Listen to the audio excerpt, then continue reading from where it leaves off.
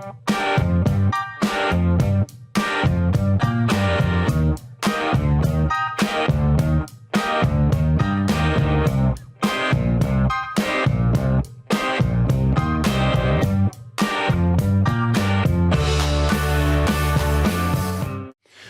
dia, boa tarde, boa noite. Mais um episódio do podcast Café com do Granado. E hoje é consulta grátis. Vou aproveitar que nós estamos com uma psiquiatra aqui para me diagnosticar. E vocês venham junto, que me acham doido, que acham que eu tenho TDAH, que eu tenho uma cacetada de coisa. Eu devo ter tudo. Mas tenho certeza que sou mais normal que muitas pessoas. Antes de apresentar quem vai estar junto comigo aqui, quem vai gravar comigo, já sabem que é psiquiatra, eu quero falar dos meus parceiros. Primeiro da Nexid e da Unil, que são meus parceiros, estão comigo há praticamente 2 anos, também acreditando que histórias mudam vidas, e eles acreditam principalmente quando você investe o seu dinheiro de forma correta, você pode ter a sua vida transformada. Então, falando com a Nexid, procura o Rafael, que é meu assessor, ele vai te dar toda a instrução para melhor investir o seu dinheiro. Outro parceiro meu é CETEM, Centro Especializado em Terapias Especiais e Multidisciplinares. Amo essa cor, porque significa o TEA, e eu sou tio de uma pessoa com autismo. Minha sobrinha tem 16 anos, precisa do suporte, é atendida na CETEM. Nós sabemos que com o TEA precisa de todo carinho, toda atenção, não só com a pessoa com TEA, né, mas com todo o suporte atrás. Exato. Que eu acredito ser o mais essencial. Porque quando os pais não estão bem, como eu vou cuidar de alguém com transtorno do espectro autista, que só quem vive, só quem conhece tem noção, tá? Eu não sou pai, eu sou tio, então eu tenho noção do que é ser parente próximo à oscilação de humor, crises, semanas de crises, meses de crises, e a CETEM, na pessoa do Júnior Zampar, que é o proprietário da CETEM, meu amigo, eles entregam eficiência, carinho, amor, tudo aquilo que precisa. Dito isso, Ana, obrigado. Eu que agradeço. Obrigado por aceitar essa consulta gratuita. Quando eu convido o médico, é para fazer a consulta. Ai, Jesus, não esqueci de me falar isso.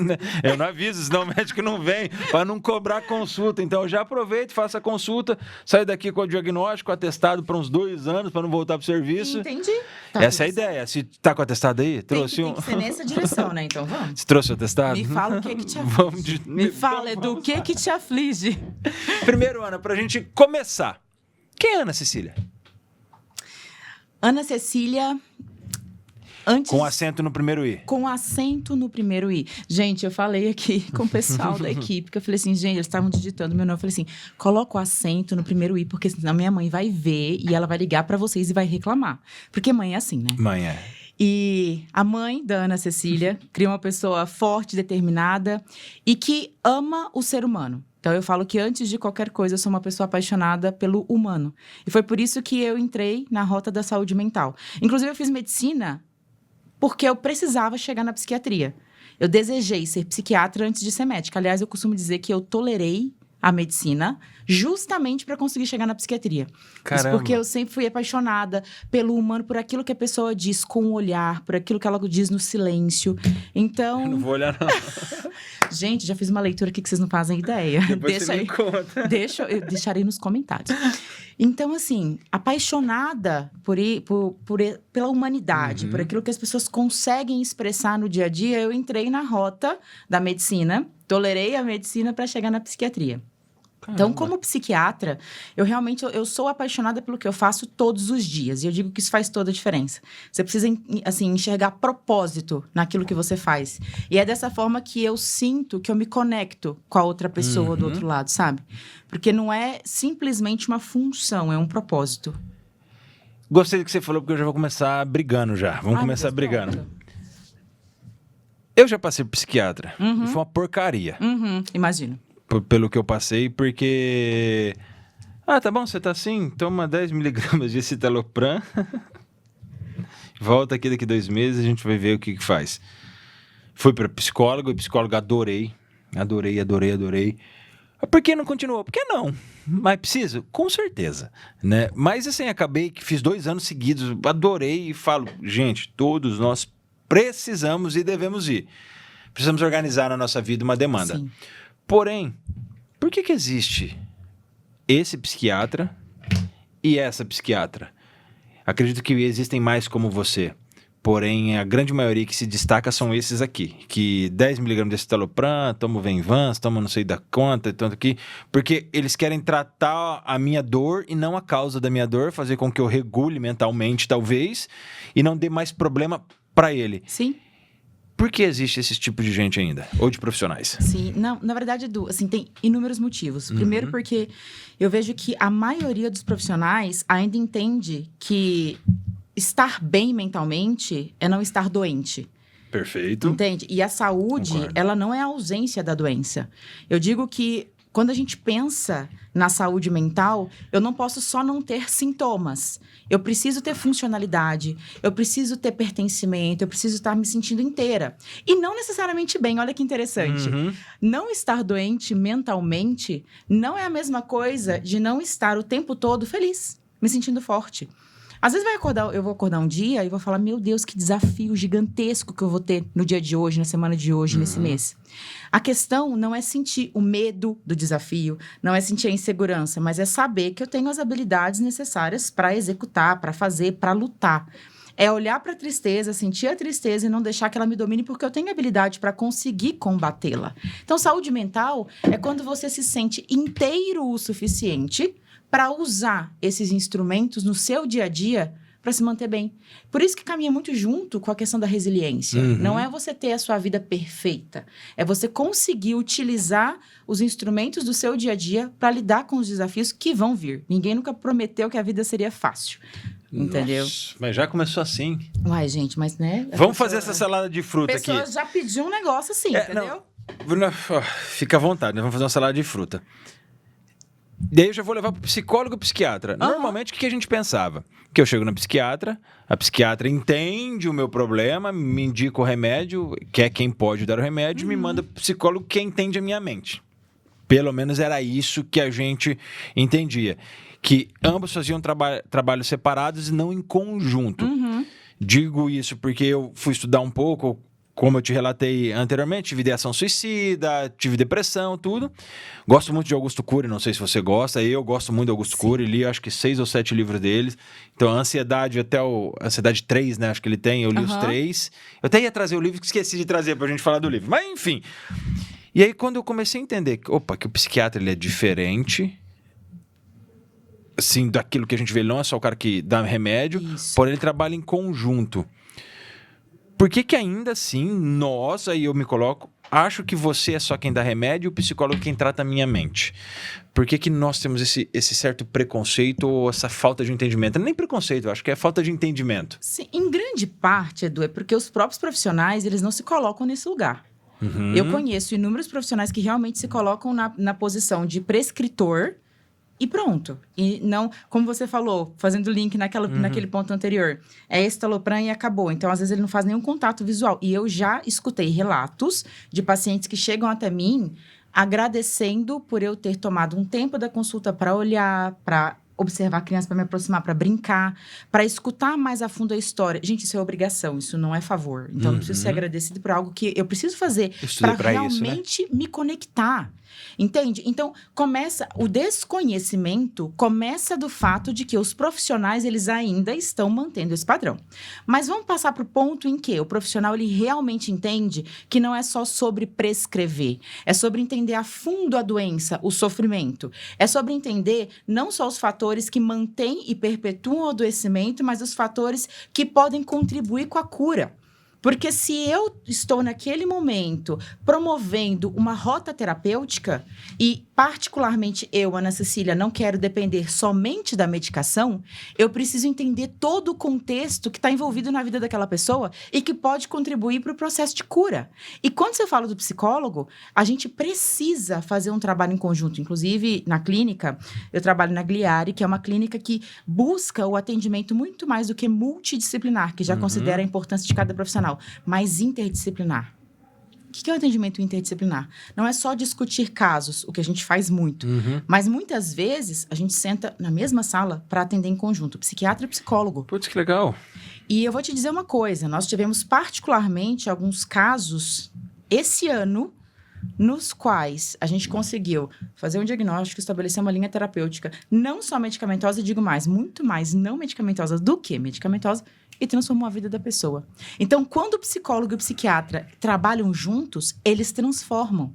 Eles conseguem entregar, porque o humano, ele não é segregado. Não é corpo e mente. É corpo com a mente. Caramba. Acabou. Rapaz, cadê tua consulta, mano? Gostei disso e eu vou tocar no linha terapêutica.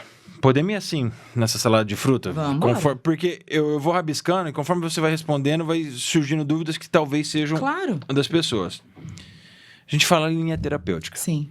Nós conhecemos psicólogos que falam, Freud explica, Aristóteles explica. Eu quero que eles expliquem a cá do caramba. Né? Porque Freud não vive hoje, ele não sabe o que eu passo. E não sei se você gosta de Freud. Isso dito com amor, gente. Me perdoa. Não, tem coisa boa dele, mas a maioria não é. Mas enfim, me convença. Já temperando a conversa, mas vai. Mas assim, a gente fala em linha terapêutica. E eu vejo que algumas linhas terapêuticas são muito engessadas. É o que Freud explica, é o que não sei quem explica, é o que não sei quem faz. Aí a gente separa pela psicanálise, pela comportamental, pela xaropice, enfim, pelas tantas outras coisas que existem. Uhum. Como é uma linha terapêutica, segundo o que você acabou de me falar, não segregada. Perfeito. Mas unida. Inclusive, é uma das coisas, porque sempre perguntam, os pacientes falam assim, você é de qual linha? Achando que a psiquiatria também se segrega. Eu falei, não, gente, para com isso. Nós temos estudos que mostram que determinados tipos de patologia respondem melhor a determinados tipos de linhas terapêuticas, pensando na psicoterapia.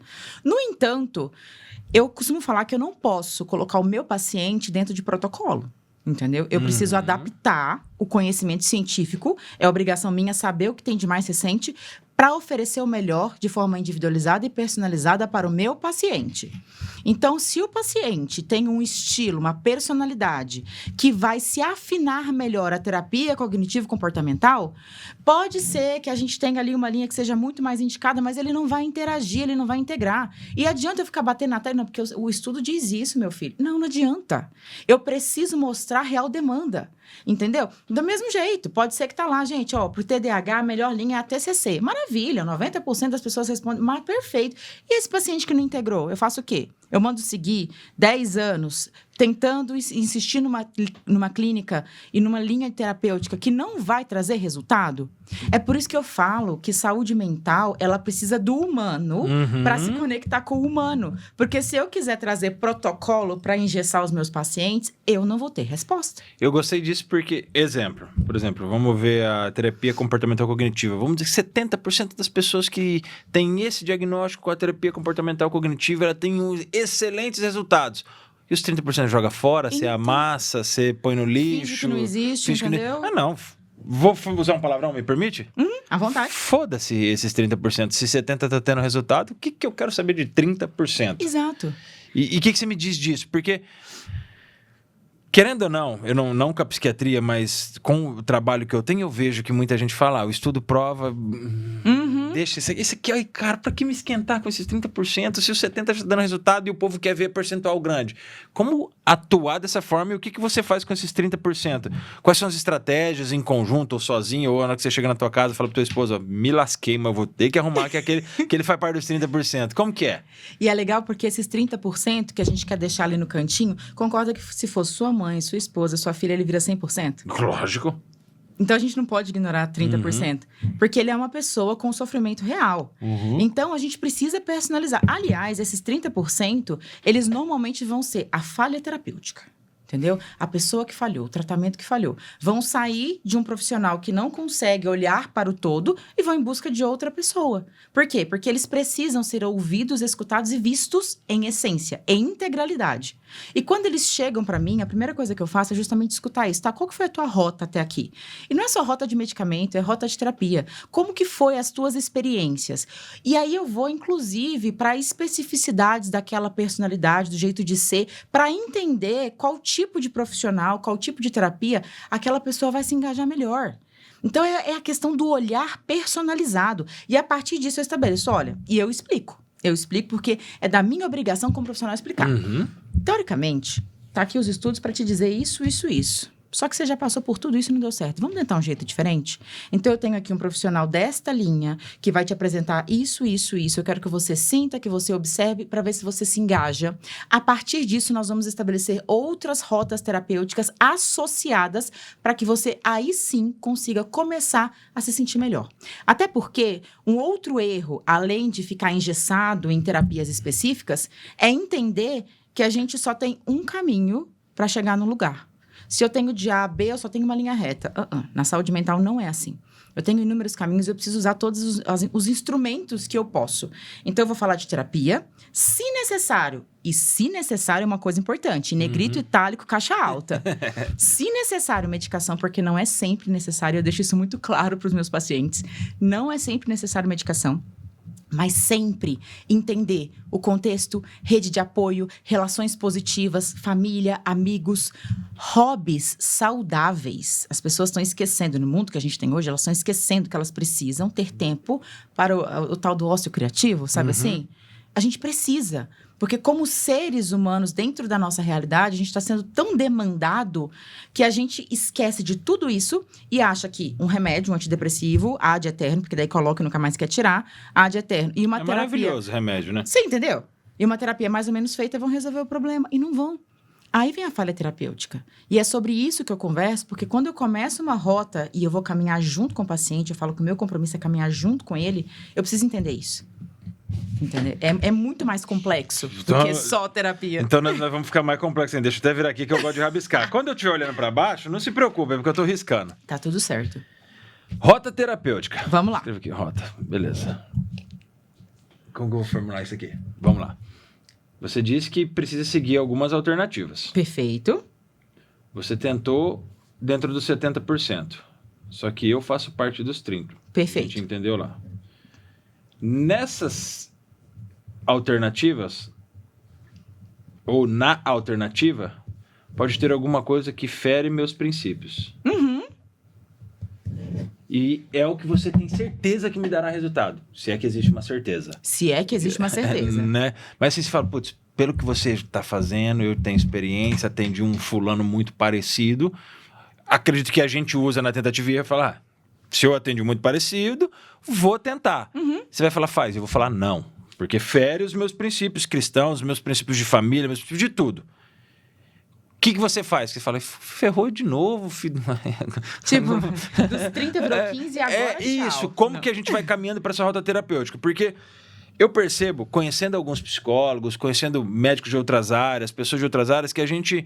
Vou citar a mim, eu sou educador físico, não atuante hoje. E a gente escuta falando que o que dá resultado é performance, é o treino todos os dias, 1, 2 horas. Eu tenho 2 amigos, um que está terminando de escrever um livro agora, Saúde na Prática, que é o Rafael, e o Marcos Góes, que fala, você não precisa de 1 hora, você precisa de 20 minutos todos os dias. Então, como que é eu conseguir conduzir isso? Parar de entender que resultado é ultramaratona, eu falo porque eu faço, e resultado é caminhar 1 quilômetro por dia. Que é melhor, às vezes, que uma ultramaratona por semana. Porque eu faço uma hoje, aí eu fico machucado 3 dias e não treino.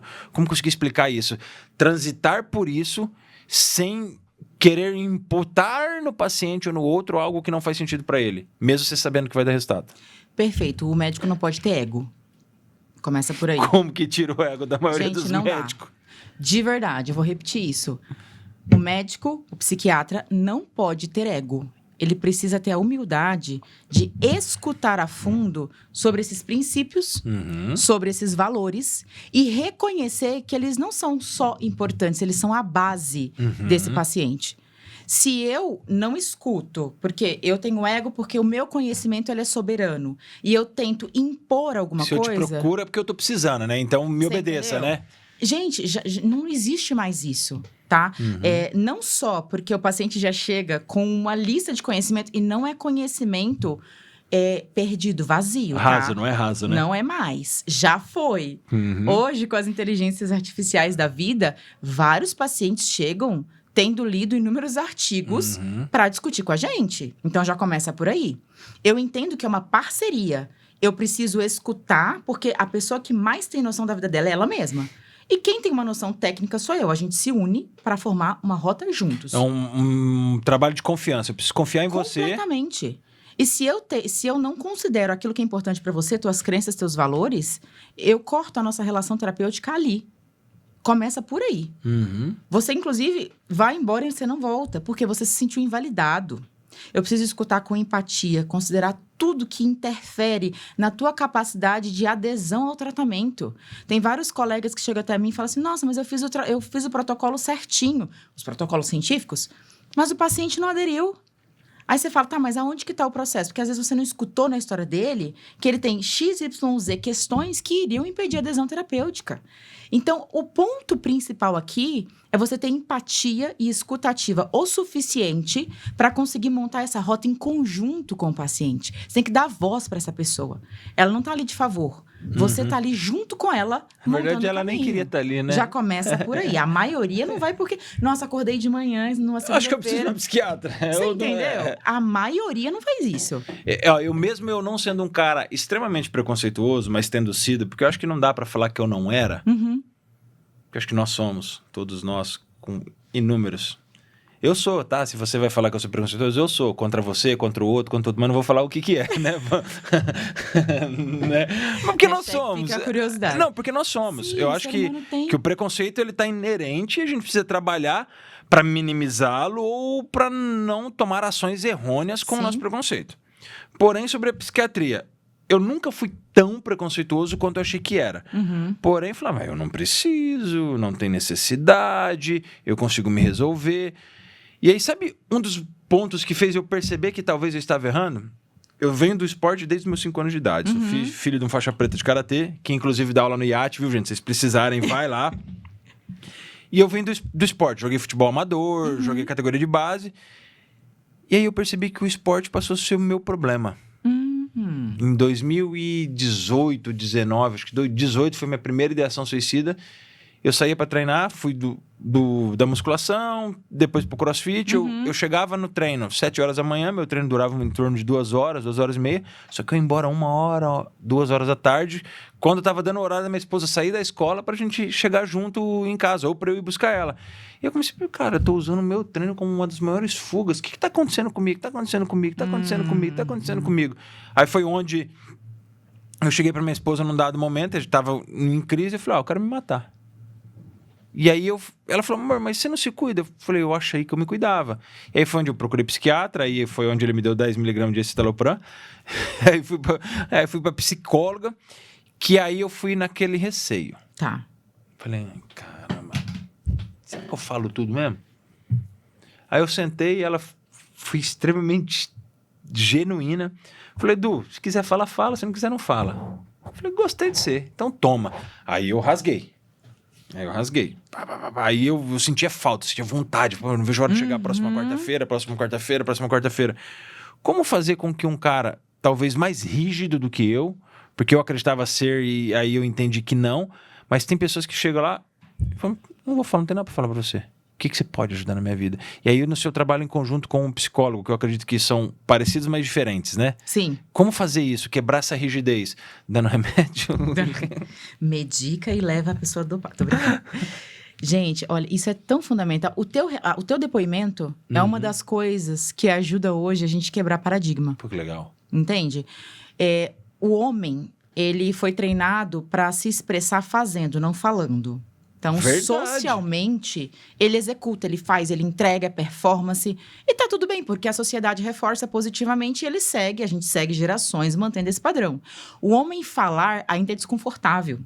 Acessar esse lugar ainda é desconfortável. Então, quando pessoas de referência, atletas, profissionais de referência, mostram que, gente, olha, tá tudo bem a gente falar, isso não vai me deixar mais fraco perante quem me vê, isso vai mostrar a minha fortaleza e a minha capacidade de enfrentar aquilo que tá me dando medo, aquilo que tá me angustiando, a gente começa a mudar paradigma.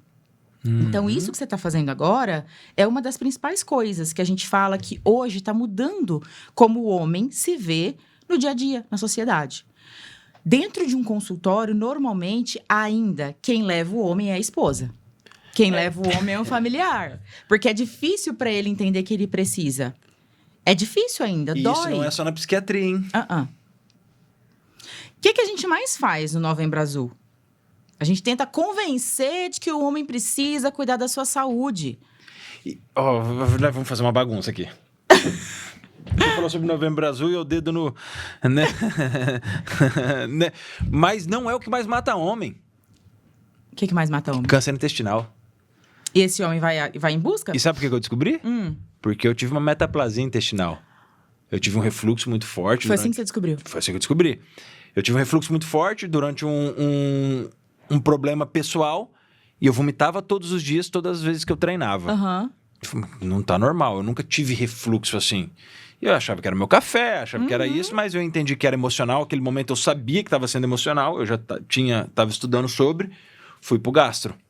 Fizemos, descobrimos a H. pylori, que é uma bactéria que 200% da população tem e às vezes a gente não sabe porque ela é assintomática na grande maioria das vezes. Por eu ter tido um problema emocional, ela disparou todos os sintomas possíveis. E aí fizemos a primeira endoscopia com biópsia e metaplasia 20%. Eu falei, tá, doutor. E aí? Que é isso? Não, Eduardo, eu falei, não, doutor, não. Na época, eu tinha 36 anos, eu falei, doutor, sem frescura. Direto. É ruim? Porque se for ruim, você me fala o que eu tenho que fazer, eu me cuido. Ele falou, não, pode virar uma displasia. Eu falei, não, a displasia eu conheço, displasia eu sei que é ruim. Ele falou, displasia pode se tornar um câncer e tudo piora.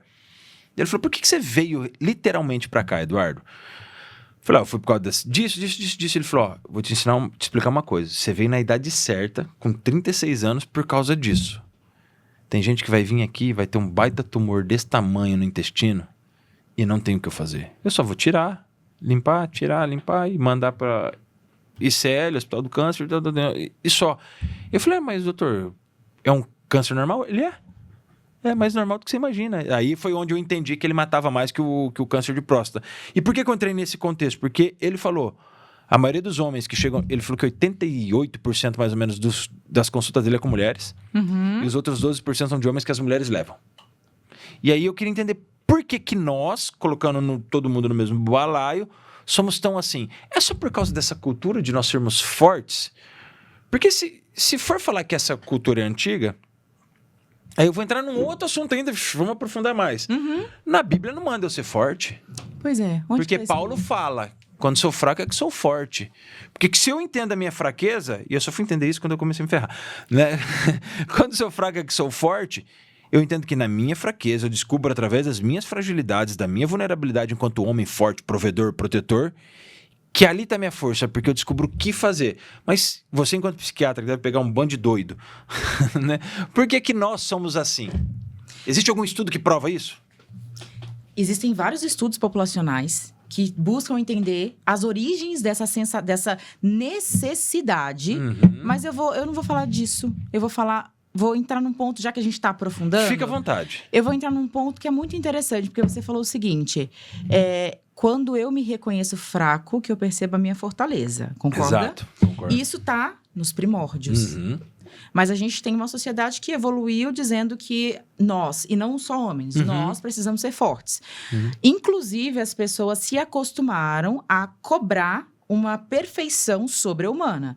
Diga-se de passagem, todo mundo usa máscara, todo mundo usa máscara para performar, só que essas máscaras estão ficando cada vez mais refinadas, porque a demanda, boa, né? A exigência, entendeu? Tá cada vez maior. E isso é retroalimentado positivamente por uma sociedade que reconhece que isso é bom, a entrega é boa, a produtividade é boa. A mulher, ela trabalha, ela tem filho, ela dá conta de tudo, e ela é uma super heroína. Daí aquela mulher que quer simplesmente viver a vida dela, ser mãe, tomar essa decisão para ser mãe, ela é julgada. Mas aonde que está escrito, eu volto. Vamos brincar. Vai ter confusão hoje na internet. Gente, aonde que está escrito? É sobre se sentir inteira. A gente está começando a criar um padrão de comportamento social que não se autossustenta, porque as pessoas estão ficando adoecidas, porque elas tentam manter uma persona que não é elas. Aí vem a rede social, e muito mais do que falar, nossa, porque daí a rede social está matando todo mundo. Não, eu digo o seguinte, a rede social coloca o palco do outro para que eu compare o meu bastidor. A rede social coloca um palco. Tô aqui vendo o Edu. na vida dele. E aí eu começo a comparar meu bastidor. Nossa, meu casamento não tá assim, meu trabalho não tá assim. Só que esse palco, ele é um palco. Então ele é preparado. Ele permite qualquer coisa. O teu bastidor, ele não representa o teu palco. E aí as pessoas começam a buscar o teu palco. Porque o teu palco é lindo, o teu palco é maravilhoso. E detalhe, o que as pessoas fazem quando alguém tá no palco? Elas aplaudem. E daí o meu bastidor começa a desejar o teu palco. Só que o teu palco não é real, porque o teu bastidor traz sofrimento, traz realidade, traz desafios. Só que você não mostra o teu bastidor. Caraca. E aí você começa... Eu gosto desse tema assim, eu gosto disso aí. O que isso gera? Dor e sofrimento, angústia. Eu abro todo dia e vejo uma coisa que eu não consigo alcançar. E aí a gente volta, mas eu não tenho que ser, eu não tenho que entregar. Nossa, é isso, Ana do céu, vamos... Marcelo, a gente vai ser desligado, você tá entendendo, não tô nem aí, que é gravado depois, que se cair depois da gravação, que se lasque. Eu achei maravilhoso isso, porque é algo, e aí eu tô falando com a especialista e qualquer coisa é no CRM dela, eu só sou o cara perguntando. Tem alguém que estudou e eu sou o leigo, né? Odeio gente que fala que não erra. Uhum. Odeio. Porque eu só erro, porra. Como que ele consegue? Me ensina. Me ensina a ser perfeito, porque eu desejo ser perfeito. Né? Todo mundo... Por que eu tô falando isso? Eu tô tentando fazer, buscando fazer um movimento na internet, não só com podcast, mas meu, de postar mais verdade. Tá. Lógico que existe muita cautela, que tem coisas que eu não preciso expor. Uhum. E é decisão sua. E é decisão minha. Ok. Porém, tem coisas que eu quero expor. Que é minha fraqueza. Fraqueza no sentido de eu erro muito. Uhum. É a fragilidade enquanto homem mesmo. De ser homem... Putz... Gente, eu não pinto a porra da unha. Eu não sou esse zenzo. Eu não sou esses frágil. Quando eu digo fragilidade, entende vulnerabilidade. Tá. É ser vulnerável mesmo. Uhum. Eu tenho minhas falhas, eu tenho aonde é meu ponto fraco, eu tenho aonde eu erro, e o meu alicerce, vou bagunçar mais ainda, aí eu entro naquilo que um bando de banana e de gente idiota acha que não. Eu tenho uma mulher na minha casa que é minha auxiliadora. Que se não fosse ela, eu não seria quem eu sou e não estaria onde eu estou. Perfeito. Porque é pra ela que eu vou e falo, deu merda. Eu tô ruim, fiz isso e isso e me ajuda. Então, nessa bagunça que eu tô fazendo... Por que você, enquanto psiquiatra, e o que você vê desses caras, dessas pessoas, dessas mulheres que não se permitem mais errar, desses homens que não se permitem mais errar quando eles chegam pra você? Eles já chegam todo fodido? Gente, chega destruído. Posso falar palavrão? Fica Tá à bom. vontade. Gente, a casa é tua. Não, só pra saber, porque senão eu começo a soltar muito. Então vai, por que eles chegam todos... Se não puder, ele edita, não, foda-se. entendeu? Entendeu? Vixe, Ele só edita. vai dar aqui. Eles chegam destruídos, eles não sei, sabe assim? Deixa eu te falar uma coisa que é muito presente na clínica. A pessoa, como a gente falou antes, ela não vai no psiquiatra porque ela acordou feliz um dia. Ela vai no psiquiatra porque ela tá no ápice da dor e do sofrimento. Até porque, por mais que tenhamos evoluído muito, principalmente pós-Covid, as pessoas entenderam que saúde mental é super importante, elas buscam sobre, ok. Ainda assim é difícil chegar em um psiquiatra. Ainda assim é difícil. Você chega mais fácil no psicólogo, Verdade. porque parece que é mais leve, e depois a gente fala sobre o quão importante e transformador é a ação do psicólogo, que não é nada leve, mas chegar no psiquiatra tem um estigma ainda. Então a pessoa chega e ela chega quase Tá que doido assim, de verdade mesmo. Hã? Chegar no psiquiatra é porque enlouqueceu Não, mesmo. e primeiro que ela já sente que assim, gente, eu tô no fundo do poço. E quando ela chega assim pra mim, eu falo assim, que bom. Porque quando a gente chega no fundo do poço, só tem um caminho pra ir. Quer voltar? Pra cima. Bora subir, bora saltar. Entendeu? Então, assim, ótimo que você chegou nesse lugar. Mas a gente começa, e eu faço muito isso, porque nas minhas consultas, como eu falei, que eu não tô ali só pra colocar um remédio, eu tô ali pra montar uma rota terapêutica complexa, eu vou a fundo na história de vida daquela pessoa. E assim, eu posso te afirmar que todos os casos têm um excesso de autocobrança, tá? Um excesso de autocobrança. Começou meu atendimento. Porque não foi pra isso que ele não disse que foi pra isso.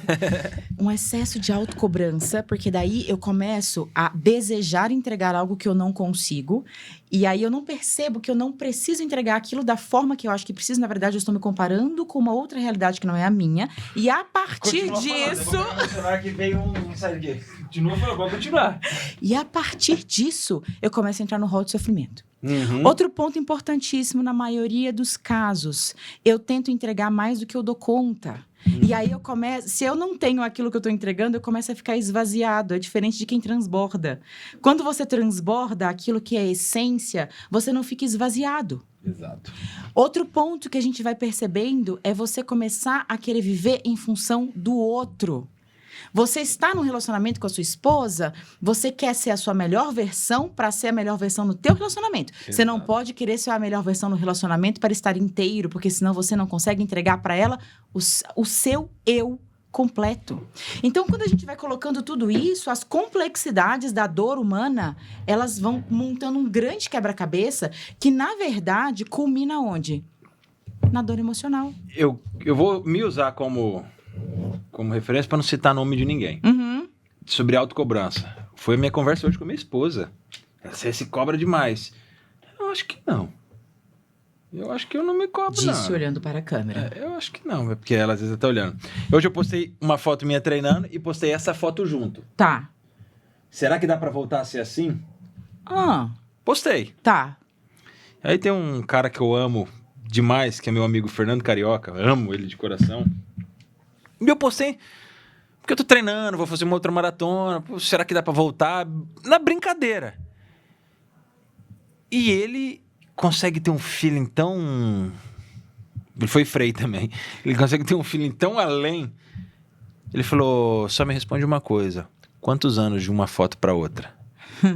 Eu falei, dá no mínimo 8 anos. Estou com 39, tinha 31. Uhum. Mudou muita coisa. Mudou minha vida, mudou a forma de agir, mudou o que eu faço.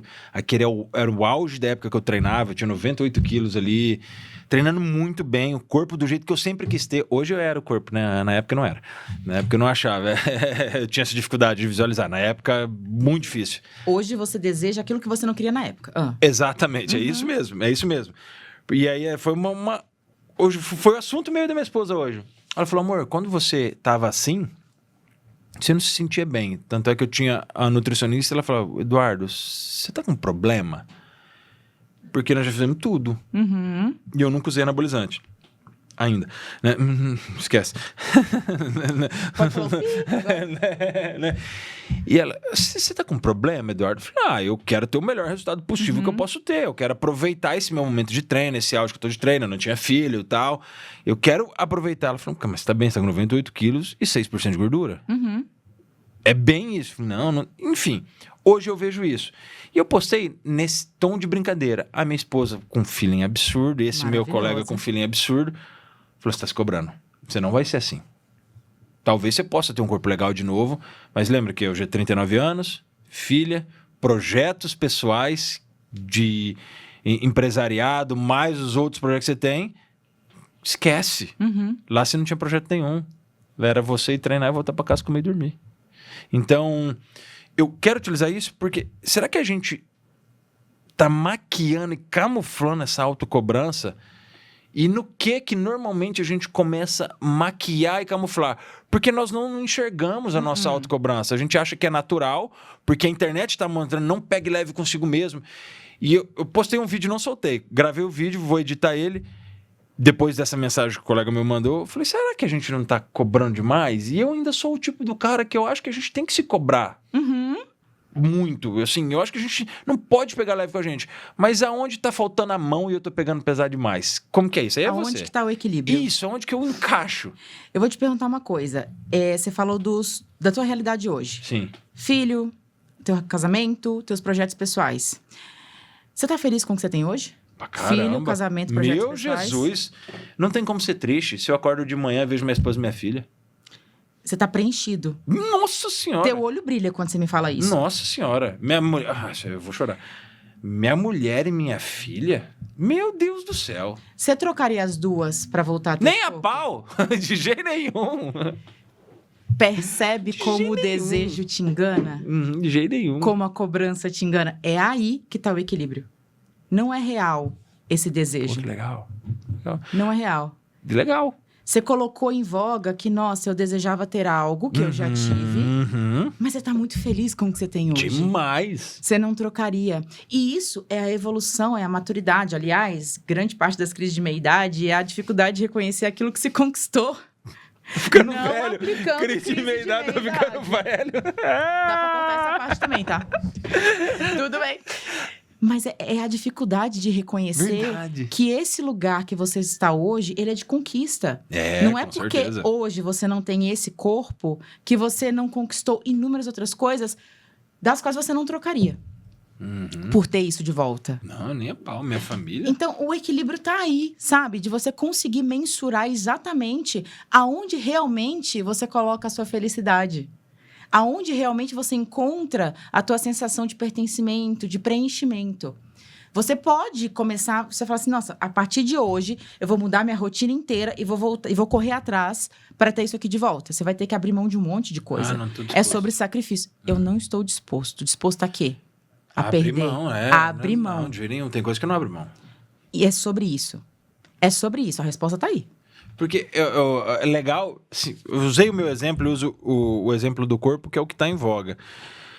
E usei justamente para ter uma resposta nesse nível. Né? Porque assim... Nunca mais vou ser convidado. Não é por isso. É porque não faz sentido só para mim. O que eu gosto do podcast, eu sempre me ponho e trago coisas minhas. Porque eu não sei da vida do outro. Eu não sei da vida do Jonathan. Eu sei da minha. Então, quando eu busco fazer essa comparação, é porque alguém que pense e queira algo parecido com aquilo que eu desejo... Se identifica. Também se identifique e entende. Peraí, onde eu tô me cobrando? Porém, eu vou para um outro tipo de cobrança. Eu amo minha família. Eu falo que eu não morreria mais, né? Eu viveria pela minha família. Perfeito. Eu gosto muito de usar a analogia do leão e da leoa. Porque o leão não caça. Tá. Quem caça é a leoa. Porém, se a presa é muito forte, o leão toma frente. Perfeito. Então, eu faço o que tinha que fazer. Aviso todo mundo, não mexa. Porque se mexer, eu não tenho problema nenhum de passar por cima. Não encoste naqueles que eu amo. Porque senão aí vocês vão encontrar um cara aqui que eu não quero ser. Porém, eu quero estar sempre cuidando da minha família, quero estar sempre protegendo a minha família, como um provedor, como um protetor, um governante da minha casa. E aonde que esse ponto acaba sendo autocobrança demais e eu acabo pesando a vida deles porque eu quero ser melhor para eles? Perfeito. No excesso. Qual é o excesso? Porque a gente não... Eu vou tentar trazer para mim. A gente não vê excesso quando a gente faz pelo outro. A gente não vê excesso quando eu quero cuidar da minha esposa, quando eu quero cuidar da minha filha. O cara que sai pra trabalhar e é por vocês, e abraça a filha. E às vezes eu sou esse cara, muitas vezes, por você, filha. Eu tava conversando com um amigo meu, ele postou a foto da filha dele, coisa mais linda. Eu falei, cara, que coisa mais linda. Ele, tudo por ela, sempre por elas, por isso trabalhamos. Mas em que ponto? Aonde esse cara, o Jonathan que não dorme porque a filha tá pequena, né? Os outros que eu conheço, tava com um amigo meu agora com a filha de 14 dias. Aonde que eu entendo o meu excesso, sendo que eu não acho que é excesso cuidar da minha família? Perfeito. Tem uma coisa muito legal na psiquiatria, que a gente fala que o nosso manual de transtornos diagnósticos que rege a psiquiatria, a saúde mental como um todo, não é só a psiquiatria. Então, todo profissional de saúde mental conhece. Em todos os capítulos de todos os transtornos, ele coloca que para eu definir como transtorno, eu preciso ter um sofrimento ou disfuncionalidade que prejudique a mim e ou a terceiros. E eu gosto muito de aplicar isso na vida, não só para transtorno. Eu tô fazendo exagero, excesso, quando aquilo traz sofrimento para mim ou para o outro. Vou te dar um exemplo claro. Quando o Jonathan tá com criança pequena, é isso? Criança pequena, né, Jonathan? Quanto tempo? 2 meses. 2 meses. 2 meses, vamos lá. Jonathan, você fica sem dormir? Fico. Fica sem dormir. Quando ele fica sem dormir, ele está se sacrificando. Ele está sacrificando o sono dele. Sim. Sacrifício não é necessariamente uma coisa ruim, mas é um sacrifício, ponto. Por definição. Aquilo está sendo benéfico ou não? Ele está cuidando... É menino ou menina? Menino. Menino? Ele está cuidando do filho dele. Então, ele está ofertando cuidado e ele está sendo parceiro da companheira dele. Então, isso está trazendo sofrimento ou prejuízo para outras pessoas? Não. E para ele, você se sente feliz ou triste quando você ajuda a sua criança e sua companheira? Não, eu sinto feliz. Perfeito. Agora, vamos para o outro ponto. Um pai, por exemplo, que tem uma rigidez extrema. A minha filha, ela não vai sair com os amigos, ela não vai viver, ela vai ficar sob as minhas asas. Ele está impedindo que aquela adolescente tenha relacionamentos com pessoas da idade dela e amadureça emocionalmente conforme é esperado para a idade dela. Então, estou trazendo sofrimento e ou prejuízo para a pessoa que eu amo. Por mais que seja por amor e por mais que eu ache que aquilo tem justificativa, é sofrimento. Portanto, o excesso não é bem-vindo. Sempre eu coloco em voga. Eu estou prejudicando ou fazendo sofrer? Eu estou trazendo disfuncionalidade? É a mesma coisa no burnout, inclusive. Que a pessoa chega, o workaholic chega para mim e fala assim, nossa, mas eu amo trabalhar. Eu adoro, eu me sinto muito bem. Aonde que tá o problema? Aí você vai ver. O esposo... Em amar trabalhar, que ninguém gosta. É o quê? Em amar trabalhar, esse é o problema, ninguém gosta, né? Já não é normal. Mas eu vou te falar que eu atendo tanta gente que fala isso. Eu, particularmente, sou uma dessas. Então, assim, eu amo também. Amo trabalhar. Tem aquele, nossa, sabe, é uma sensação de preenchimento. Mas aí, aonde que está o equilíbrio? Para isso ser realmente funcional ou não? O esposo, o filho, a filha está em casa sozinho, passa semana sozinho, você não consegue estar presente na vida, você não consegue se cuidar. Aí eu falo do excesso. E é aí que o workaholic... Por esse falso argumento de eu tô tendo prazer, eu amo, eu tô me entregando, produtividade ao extremo, entra no burnout. Porque tem limite. E isso é maravilhoso porque quando eu comecei a vir para essa loucura de querer empreender, gente, vou falar o que o meu amigo Júnior Zampar fala. Você quer ser um maníaco depressivo? Empreenda. Porque... Como enlouquecer? Como enlouquecer. Vai ser empreendedor no Brasil, né, para ajudar. E eu quis. Fazer o quê? Só que um dos acordos, como eu disse, eu sou bombeiro militar e já trabalho por plantões. Então, vou pro plantão, durmo fora de casa. Depende da escala, 12 horas, depende da escala, 24 horas. Então, é um dia que eu não passo com a minha filha. Ponto. Quando eu vim empreender, minha esposa falou, então nós vamos fazer um acordo. No máximo até as 18. De preferência até as 4h30. Porque é a hora que ela sai da escola e você vai buscar. Se não der até as 4h30, porque a gente entende demanda, ok, até as 18, porque seus pais conseguem pegar, eu tô trabalhando também. Você passa na casa dos seus pais, pega e vai para casa. Para que você não deixe de ver a sua filha crescer. Entendo que é por nós, entendo que é por ela, mas eu prefiro você sem dinheiro do que você sem ela.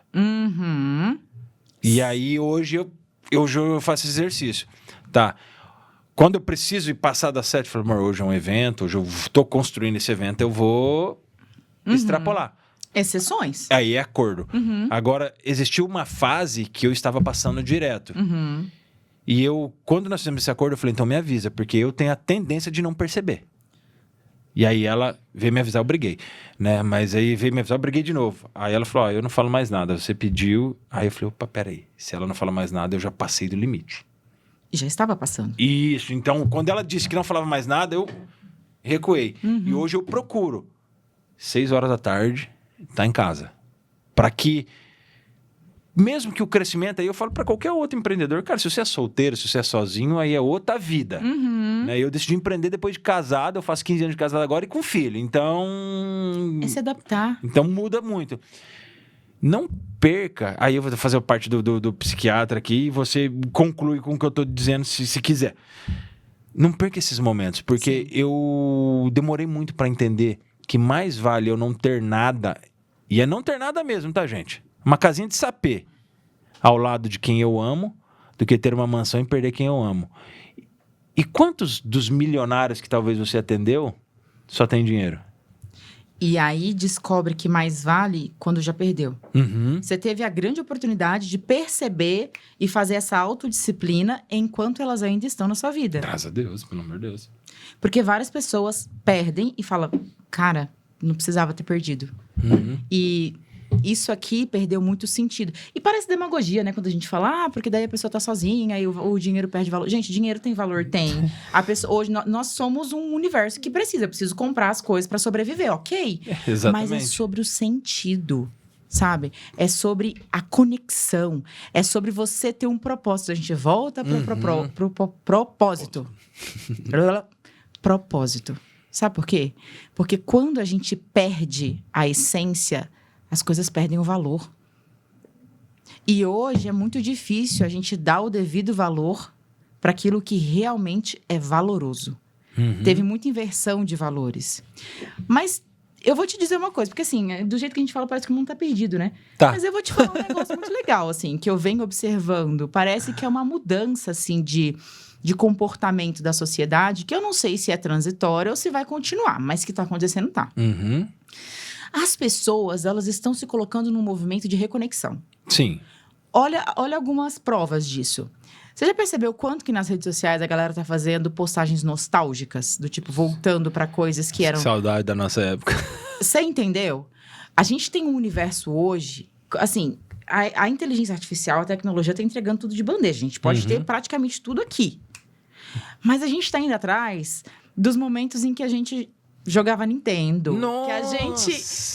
Assoprava a fita e ele não funcionava. Você entendeu? É. Música dos anos 2000, quanto que as pessoas estão retomando. Quando era música, né? Porque agora não tem música. Né? Podemos falar sobre isso. Super Vamos posso falar sobre também, isso. porque agora não existe música mais. Você entende? As pessoas estão indo para esse lugar, que é um lugar de pertencimento, onde a gente se sentia inteiro. E hoje, por mais que a gente tenha, a gente não se sente preenchido. Outro ponto, a conexão com a espiritualidade. A gente tem muito mais... postagens e filmes e séries falando sobre temas espiritualizados que tenha ou não a ver com uma religião específica, mas é sobre a conexão com aquilo que é de superioridade. A gente consegue falar mais sobre isso sem ser acusado de um lado ou de outro. As pessoas conseguem se expor um pouco mais porque elas se sentem seguras o suficiente, porque elas estão sentindo falta. É sobre sentir falta. E aí eu falo que assim, lembra aquela história do fundo do poço? Então o único lugar é para cima. Quando você chega num lugar de estar tão vazio, você vai buscar ser preenchido. Então eu vejo que cada vez mais a sociedade tá mudando esse perfil. Até no consultório, quando as pessoas vêm com as queixas, eu vejo que elas estão se ancorando mais nesse tipo de suporte. E é algo que eu trago muito na minha prática. A gente precisa ter pilares fundamentais. Eu preciso ter rede de apoio, eu preciso ter família, eu preciso ter amigos, eu preciso ter hobbies, ter tempo para mim. E eu preciso ter um pilar espiritual. É fundamental, saúde mental. E não é mais sobre escolher falar sobre isso. A gente tem... E, Edu, é impressionante como as pessoas não vão atrás sobre conhecer. A gente tem artigos que provam que falar sobre espiritualidade, aquilo que faz sentido para o paciente, ajuda no tratamento. E olha que eu vou falar disso. Eu gosto demais de falar sobre fé. Até porque se você olhou meu Instagram, você sabe que eu falo bastante. Deveria falar mais. Porém, nós sabemos, ou eu escutei de algumas pessoas e escutava que psicólogo e psiquiatra não poderia posicionar fé. Porque não condiz com o trabalho. Vou usar uma palavra, caguei. Né? Porque pra mim, você não posicionar fé, você não passa de um banana. Porque se você não posiciona, você é um banana. Mas enfim, tá bom. Parte de desabafo. Aproveitando a psiquiatra aqui. Gente, vai sair daqui. Sair aqui na veia, não tem comprimido que dê conta. Mas quando a gente fala sobre fé, todo mundo sabe que sou posicionado. Pronto, sou católico. Existem estudos que falam sobre até a oração do terço. Que passando de 15 minutos de orações repetitivas, a gente tende a baixar nível de estresse, cortisol, relaxa. E eu uso a oração do terço à noite para dormir com minha filha. Porque é incrível como gera resultado. Nela, na minha esposa e em mim, né? Às vezes eu tô lá de joelho assim, acabou? E ela já tá roncando, meu filho já tá roncando e eu preciso ir pra cama, né? E é um outro ponto. Eu decidir sempre que eu for fazer a oração do terço próximo à minha filha, de joelho. Porque eu acredito que se o herói dela se ajoelha diante de alguém maior, ela sabe que existe alguém maior que o herói dela. Então eu procuro fazer isso. Então, como que é hoje? Num mundo onde dizem que psicólogo e psiquiatra não pode ter uma fé posicionada. Porém, mesmo que eu fosse psiquiatra, você psiquiatra, tem a sua fé definida, mas eu chego para lá e sou de uma fé diferente. como trabalhar isso, usar a espiritualidade que te convém, para que perante a minha fé eu possa conseguir trabalhar e entender as minhas dores ou melhorar as dores do próximo. Volto pro ego. Eu não, como psiquiatra, como profissional, não é o meu papel tentar te convencer que aquilo que eu acredito é melhor. E que aquilo que você acredita é pior. Me convém, e é da minha responsabilidade como profissional, entender os teus pilares de fé, as tuas crenças, os teus valores, como que isso te sustenta, como que isso te salvou, e eu tenho certeza, porque você abriu aqui sobre a ideação, como que isso te salvou em vários momentos da sua vida. Ainda salva. Como que isso te carrega e te estimular a participar daquilo que faz sentido para você, porque quando a gente tem esses estudos falando de espiritualidade, não é levantar uma bandeira ou outra, é falar daquilo que nos conecta, que é o quê? A certeza de que nós estamos amparados, de que nós temos braços muito fortes nos acolhendo e nos sustentando, e que nos momentos de maior desafio a gente não está sozinho, quando a gente está no nosso próprio deserto. Essa é a minha obrigação. E é isso que nos conecta, independente da bandeira que nós dois levantamos. E é sobre isso, é sobre essa certeza. E aí, quando eu te trouxe que o psiquiatra, o profissional em saúde mental, ele tem que ser humano, ele não pode definitivamente negar a crença dele, porque o humano conecta com o humano. Independente do nome, a tua fé se conecta com a minha fé. Ixi, Maria, você me deixa sem fala. Não, eu gosto disso porque... E fé eu acho que é um tema extremamente pertinente, até porque nós estamos vendo, principalmente aqueles que se posicionam tanto do lado do protestante quanto do lado do católico, que se posicionam verdadeiramente com a fé, sendo muito atacado. Ao mesmo tempo que tornou-se fácil falarmos, tem sido um problema. Vou usar o caso do Frei Gilson e do Instituto Hesed agora, que foram atacados por uma pessoa. Por não ter propriedade, não vou falar, mas foram atacados por uma pessoa que também faz parte da Igreja Católica, falando que o que eles fazem é coisa do Satanás. Pelo amor de Deus, rezar o rosário de manhã é coisa do capeta, o cara falou. Nossa, gente. Enfim, foi um bispo que falou, não vou citar nome, falou que o Instituto Hesed e o Frei Gilson estão macamunados com o capeta. Porém, como num mundo onde eu falo muito da espiritualidade, sou permitido, entre aspas, porque o Frei Gilson está respondendo um processo do Ministério Público de São Paulo, porque reza, né? Como que eu consigo equilibrar isso? Como que eu não fico menos doido do que eu já tô? Né? Porque assim, antes eu não falava, hoje eu falo, não posso falar. Daqui um pouco tá igual na Nicarágua, estão matando quem é cristão, e, enfim, estão igual nos países aí, né? Não vou citar seu nome, senão eles te acham, né? Então, mas você tá aqui, eles não podem pegar você, né? Como eu ficar menos louco? Fiquei puto. Gente, ele vai levantar, ele vai sair andando. Eu vou trazer tá legal seguir assim pra você?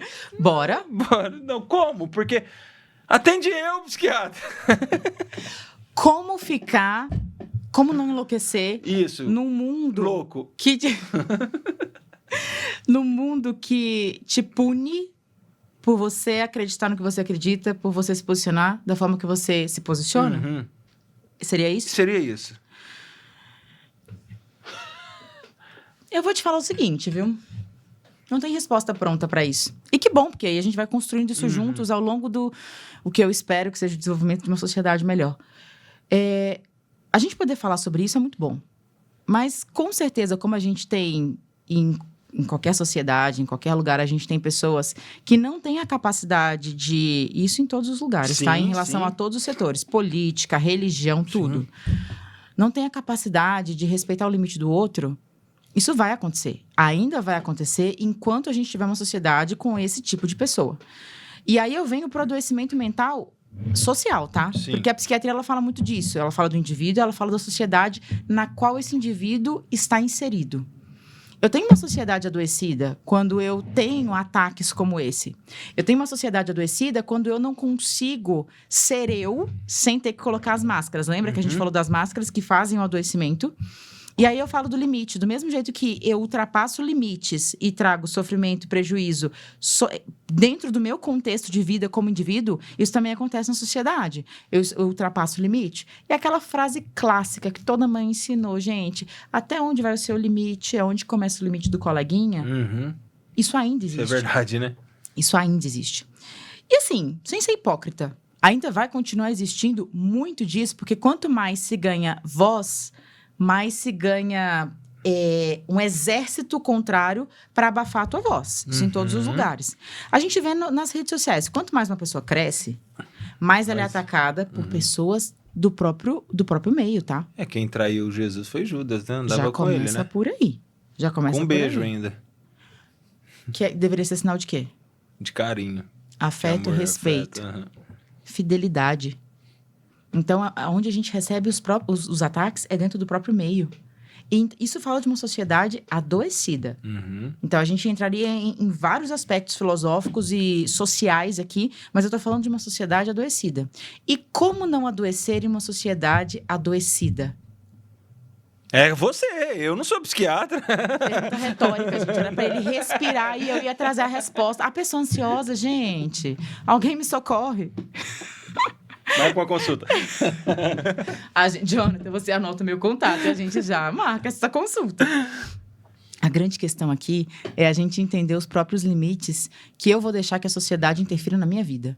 Dentro da sua casa, dentro do teu lar, com a tua esposa e com a tua filha, existem limites físicos, eu tenho paredes que te protegem, mas você também tem limites emocionais. Você protege a sua esposa e a sua filha de inúmeros contextos sociais. Existe uma proteção que você faz com a sua família em relação à sociedade. E sabe uma coisa que eu vejo muito? É que muitos pais, falando da infância e da adolescência, que eu entendo que é um nicho de muita vulnerabilidade. Muitos pais, eles não estão conseguindo proteger os próprios filhos dessa sociedade, porque não tem estrutura de família. Assim, não consegue distinguir entre o limite e o acolhimento e o amor. Acha que não dar limite é amor ou o contrário, acha que dar limite demais é amar. E aí esses pais, eles deixam essas crianças e esses adolescentes vulneráveis a essa sociedade. Aí a gente entra nesse ponto. Que legal. Como proteger os nossos filhos de nós mesmos? Sensacional. Gente, ele tá vindo assim, né? Como proteger os nossos filhos de nós mesmos. O que você acha que você faz em casa? Pra proteger a sua filha de você mesmo? Eu não sei. Assim, Vixe, Maria. Quantos anos ela tem? 3, graças a Deus. 3! Graças a Deus. Por energia de... Ai, que menina doida. Mas eu gosto, porque eu sou maluco, meu pai... Um xarope estraga ela. Eu te amo, pai. Mas ele é um bom avô. Não, ele é maravilhoso, mas ele estraga. Então, é porque ele é avô, ele tem que estragar mesmo, não, criatura. Deixa ele. Não, tudo tem limite. Meu Deus do céu. Mas tá bom, pai. O que eu busco fazer? Tava conversando com um cara esses dias. Pra alguém chegar em casa e namorar minha filha, a régua é alta. Porque minha filha ganha flor. Lembrando que ela tem 3 anos. Não, minha filha ganha flor. O Dia das Mães agora, fiz um buquê de rosas pra minha esposa, entreguei. E um buquezinho pequenininho pra ela, entreguei. Ela tem que entender o lado da importância mais hierarquia. Ela é menor que minha esposa sempre. Minha esposa sempre tá em primeiro lugar na minha casa. Minha filha é segundo lugar. Ela vai sair, vai casar, vai pra um convento, sei lá o que ela vai fazer. Não, porque hoje eu não crio minha filha pro mundo. Eu crio minha filha pra Deus. Então, se ela vai ter um casamento muito bem sucedido ou vai buscar viver o celibato, é a escolha dela. Eu não quero interferir, mas vou. Né? Eu não quero interferir. Então, o que eu faço, né? Pegando a sua pergunta. Eu procuro ser um bom pai no sentido de dar carinho, dar atenção, mas também impor limites. Perfeito. Eu vi da minha mãe esse dia, o olhar que você olha pra ela quando você tá bravo é de dar medo. Eu falei, mas é pra dar medo mesmo. Qual que é o nome da sua filha? Maria. Que lindo. Nossa, Maria. que lindo. Por causa de Maria. Né? E eu olho, e aí, como se eu estivesse arrancando a alma dela. Jesus da glória. Aí ela para. Ué! Jonathan, socorro. É melhor do que eu bater. Se precisar, vai apanhar também. Né? Se precisar, vai apanhar. Eu falar igual meu pai falou um dia pra mim sobre cigarro. Você que fuma é a minha fala pra você do que meu pai falou. Se você aparecer fumando aqui, vai engolir o cigarro e os dentes. Leve. Tranquilo, nunca fumei. Pleno. Nunca coloquei um cigarro na minha boca. Você acha que eu sou besta? Não tava afim de engolir cigarro nem meus dentes. Eu vou arriscar? Não vou. Porém, pensando nesse contexto, eu procuro educar minha filha na fé que nós somos, eu e minha esposa, católicos. Procuro mostrar para ela que ela tem seu grau de importância abaixo do da minha esposa, mas um grau de importância que eu sou capaz de fazer qualquer coisa por ela. Procuro dar os momentos de descontração, aquela bagunça que no fundo eu quero dar a bronca e falar para não fazer. Mas deixo acontecer, deixo ela fazer, ela se esbalda, depois faço limpar, porque precisa também. Sim.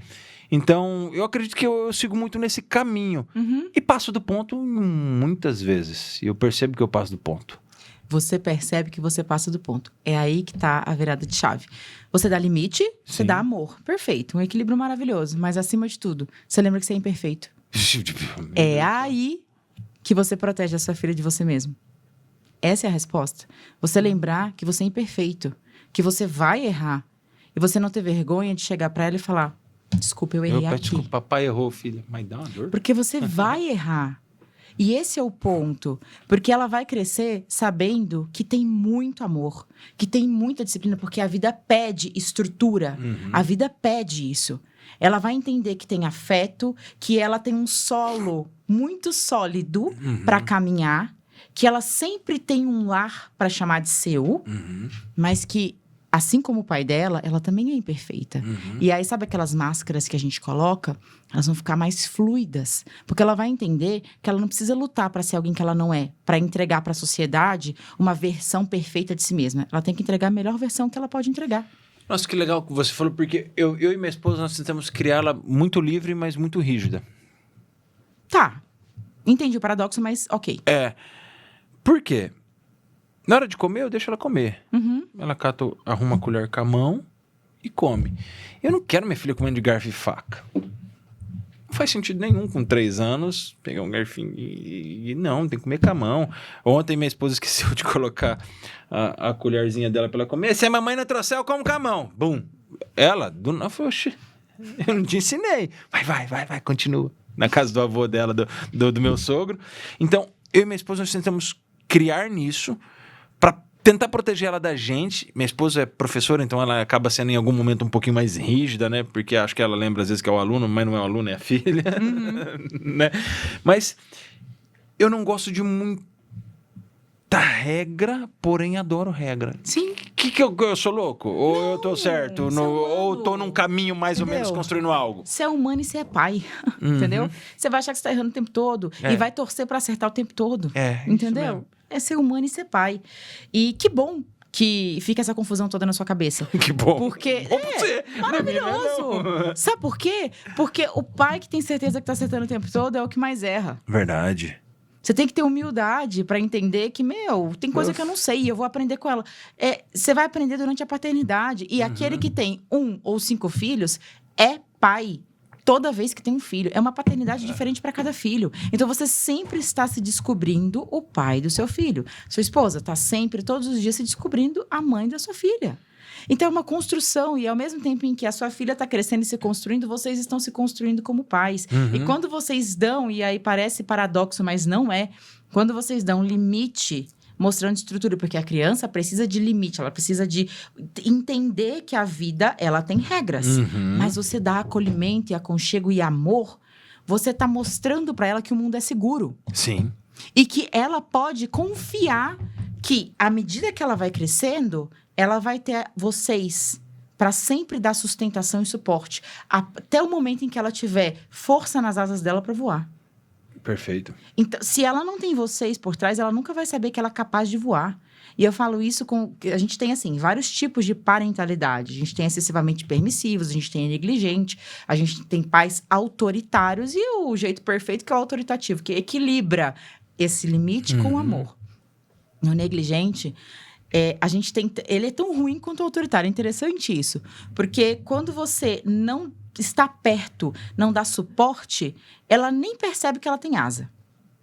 Quando você aprisiona demais, ela sabe que ela tem asa, mas ela tem muito medo de abrir, porque vai que ela faz errado. E quando você permite tudo, a asa fica fraca. Ela vai achando que vai dar conta de voar, mas ela cai no primeiro, no segundo, no terceiro, em todos os voos. Eu até tenho desejo que minha filha erre. Eu não sei se eu tô certo nisso. Eu acho que... Eu falo assim, mais uma vez, me coloco, mas acredito que muitas pessoas talvez compactuam em parte daquilo que eu falo. Eu nunca acertei, assim, já acertei. Mas assim, eu nunca fui um cara que acerta tudo. Eu erro pra caramba, eu mais erro. Como a gente comentou até nos bastidores, eu mais erro do que acerto.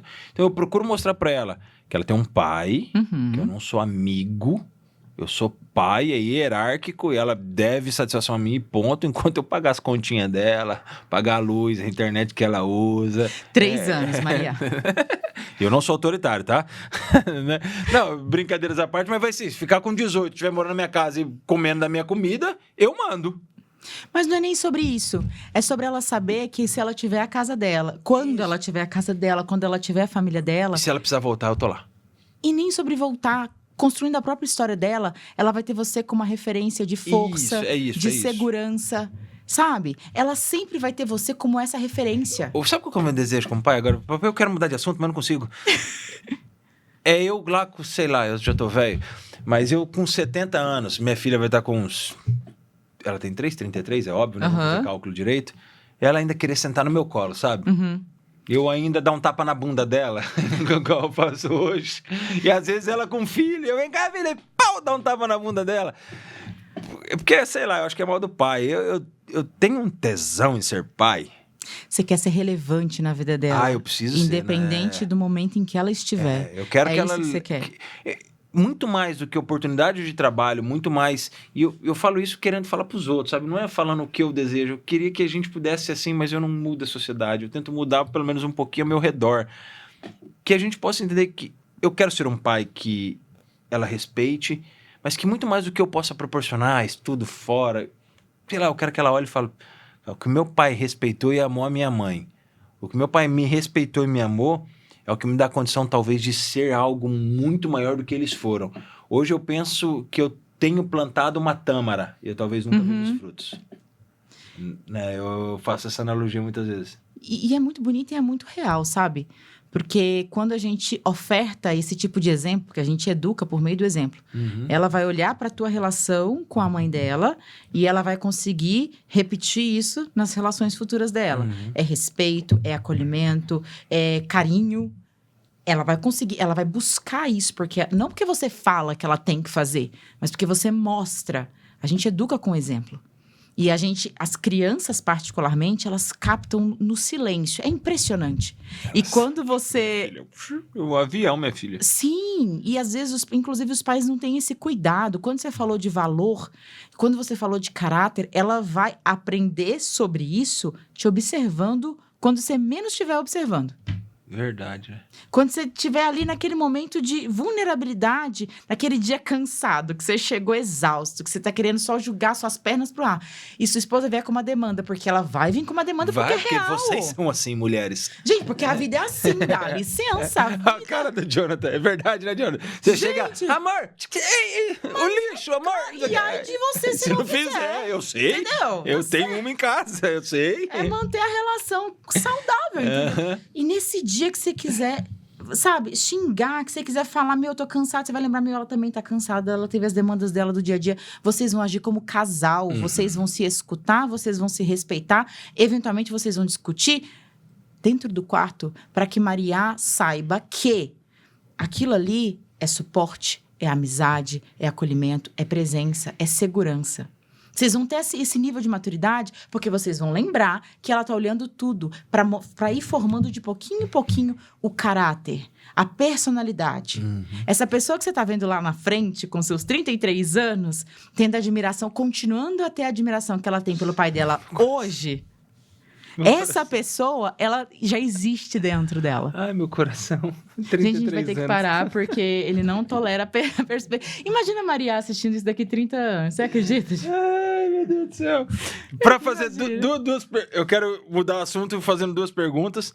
Mas primeiro eu quero continuar... Só um detalhezinho sobre esse assunto. Você já viu aquela música do Zé Neto Cristiano? Qual? Pai de Menina? Já. Você podia colocar pra tocar, entendeu? Nesse momento da edição. Dá pra pôr na edição, mas aqui seguir. Você é pai de moleque. Eu não quero ser um moleque perto da minha filha. O guri de 2 meses, gente. A hora que chega nessa parte aqui, eu vou pôr. O Zé Neto, não vai cair, não. Ó. O meu. Aqui, ó. A internet, agora vai cair? Na hora que ele fala, bate um desespero só de imaginar chegar em casa e ver marmanjo sentado no sofá. Vamos ver. Não, eu vou ter que pôr, não tem como. Eu não vai, tomara que não caia, gente. Porque essa parte, ó. Bate o desespero só de imaginar chegar em casa e ver marmanjo do céu. Nossa, me arrebenta. Me arrebenta. Eu sou um maluco pra minha filha. Eu vou te indicar pra uma boa terapia, porque você tem que se preparar pra esse momento. Eu não quero. A pessoa tá em negação, gente. Aí eu mostrei pra um monte de amigo, homem que é pai de menina, choramos juntos. Tamo ferrado. Isso é importante. Gente, Jonathan, dá um close nele nesse momento. Você sabe por quê? É a vulnerabilidade. Eu acho isso maravilhoso. É você, assim. O provedor da casa, homem, bombeiro, se emocionando ao pensar na sua filha. Ai, meu Deus do céu, meu coração. Com outra pessoa, ou seguindo a vida dela.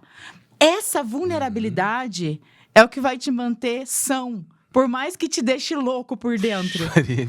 Porque você não vai explodir sem querer. Não, eu não vou mostrar que eu tô sofrendo. Você pode sofrer, as pessoas fogem do sofrimento. Elas têm tanto medo. Eu já fiz isso, não faço mais. Do que a vulnerabilidade, aonde a vulnerabilidade vai levar, que elas explodem depois. E aí elas aparecem lá no meu consultório. E olha que bom que foi colocar essa música, porque chegou na pergunta que eu queria fazer. Sobre o fugir, sobre o preconceito, sobre... Porque eu realmente, assim, eu tô tentando deixar o mais descontraído possível, para não parecer que eu sou tão doido, né? Mas é porque é um assunto que eu amo. Como eu relatei antes, se eu conseguisse hoje, tem gente que fala que tudo que você quer você faz, não é assim, não é bem assim. Eu pararia hoje minha vida e estudaria para medicina como você falou, passaria pela medicina para ser psiquiatra. Uhum. Fui descobrir isso com 38 anos. Então eu falei, putz, será que é um momento de eu parar todos os projetos que eu já desenhei para ir para um outro projeto que eu descobri agora? Não sei, talvez daqui a um tempo depois de estabelecido eu possa fazer. E nunca é tarde para nada. Sim. Nunca é tarde para nada para viver um sonho ou um desejo que surgiu depois de velho. Nada é tarde. Mas como combater esse preconceito? Porque hoje eu não tenho medo de mostrar essa vulnerabilidade. Eu não tenho medo de falar que eu choro pra caramba. Às vezes eu acordo cedo, eu acordo mais cedo que as duas. Hoje minha esposa, por um problema de saúde, está afastada, então eu acordo antes delas, acordo normalmente 4h30, 5 horas da manhã. E por vezes eu acordo e fico sentado na cama olhando as duas. Minha filha ainda dorme com a gente, tá? Vocês vão falar, é o seu, meu não é. Eu quero a minha filha dormindo comigo. Tua vida. A gente não tá aqui pra falar sobre isso. Não, porque tem gente que fala, nossa, com 3 anos, com 10, com 15, com 20, com 30, pode dormir comigo, não tem problema. A gente depois fala sobre isso. Não, com 30 não, porque já vai tomar muito espaço, eu tô velho, não quero ninguém me enchendo o saco. Vai pra tua casa com 30 anos, né? Mas eu gosto de mostrar essa vulnerabilidade, mesmo que em alguns momentos possa mostrar um ponto fraco. Porém, não ligo, porque experimenta entrar no meu ponto fraco que você vai ver. Só experimenta. Então, como combater esse preconceito, principalmente dos homens, de não se mostrar vulnerável, de não derramar as lágrimas necessárias no momento em que tem que demonstrar lágrima, independente de quem está vendo? Sim. Bem, aquilo que eu te falei sobre o teu exemplo, né? Quanto mais a gente mostra que isso é possível, que a gente é capaz de fazer isso, que você não está quebrando por conta disso, você não é menos homem por estar falando sobre isso. Pelo contrário, eu costumo dizer isso, que a verdadeira força está em mostrar a sua vulnerabilidade. Porque é muito difícil sustentar essa vulnerabilidade, fala a verdade. É muito difícil. E não é só para o homem, é para a mulher que está sendo cobrada cada vez mais de alta performance o tempo todo. Você falou sobre empreender, por exemplo. Eu entrei nesse... Assim, detalhe. Todo médico, ele é um pouco empreendedor, mas a gente não é ensinado na faculdade, entendeu? Já começa por aí. Atende e vai embora. Então, assim... Tô com uma clínica nova, sabe? Com uma clínica multidisciplinar, interdisciplinar, gigantesca, assumindo responsabilidades dentro dessa clínica, pensando nesse contexto de promover saúde mental muito mais do que tratar adoecimento. Coloquei ali uma franquia chamada Ginástica do Cérebro, que busca fazer ali atividade. Literalmente, é ginástica, é aquecer, é fazer musculação cerebral, para que a gente consiga cada vez mais dar outras estratégias, além de tratamento medicamentoso. Então, eu tô com dois negócios, dentro do mesmo espaço, e são dois negócios completamente, cada um tem ali sua gestão, mas que estão completamente integrados, clinicando. Sou professora, coordenadora de uma pós e quero entrar no rol da maternidade este ano. Sim. Ou seja, né, é o momento em que você fala, nossa, você é louca? Não. O que acontece é que a gente é cobrado sobre... Quando eu falei assim, gente, então... Eu compartilhei com algumas pessoas justamente sobre isso. Nesse momento da minha vida, eu estou me preparando para ser mãe. Porque eu acho que as pessoas precisam se preparar para, sabe? Elas precisam desejar, projetar. Não é cair de surpresa quando você tem oportunidade de planejamento. E aí as pessoas olham para mim, nossa, mas... nesse momento, com tantas coisas acontecendo... Eu falo, sim, nesse momento. Acho que é o melhor momento. Nesse momento. Porque a minha vida está frutificando, florescendo. É isso que está acontecendo hoje. E eu expresso a vulnerabilidade. Tô morrendo de medo. Morrendo de medo. É desesperador. E que bom que eu tô com medo. Sabe por quê? Quando a gente tem medo, a gente se prepara. A gente se coloca na vulnerabilidade e na humildade para falar assim, Deus me conduz, me dê forças para que eu tome a decisão certa em cada um desses empreendimentos, dessa dedicação que eu estou dando, para que eu consiga fazer o meu melhor papel em tudo isso.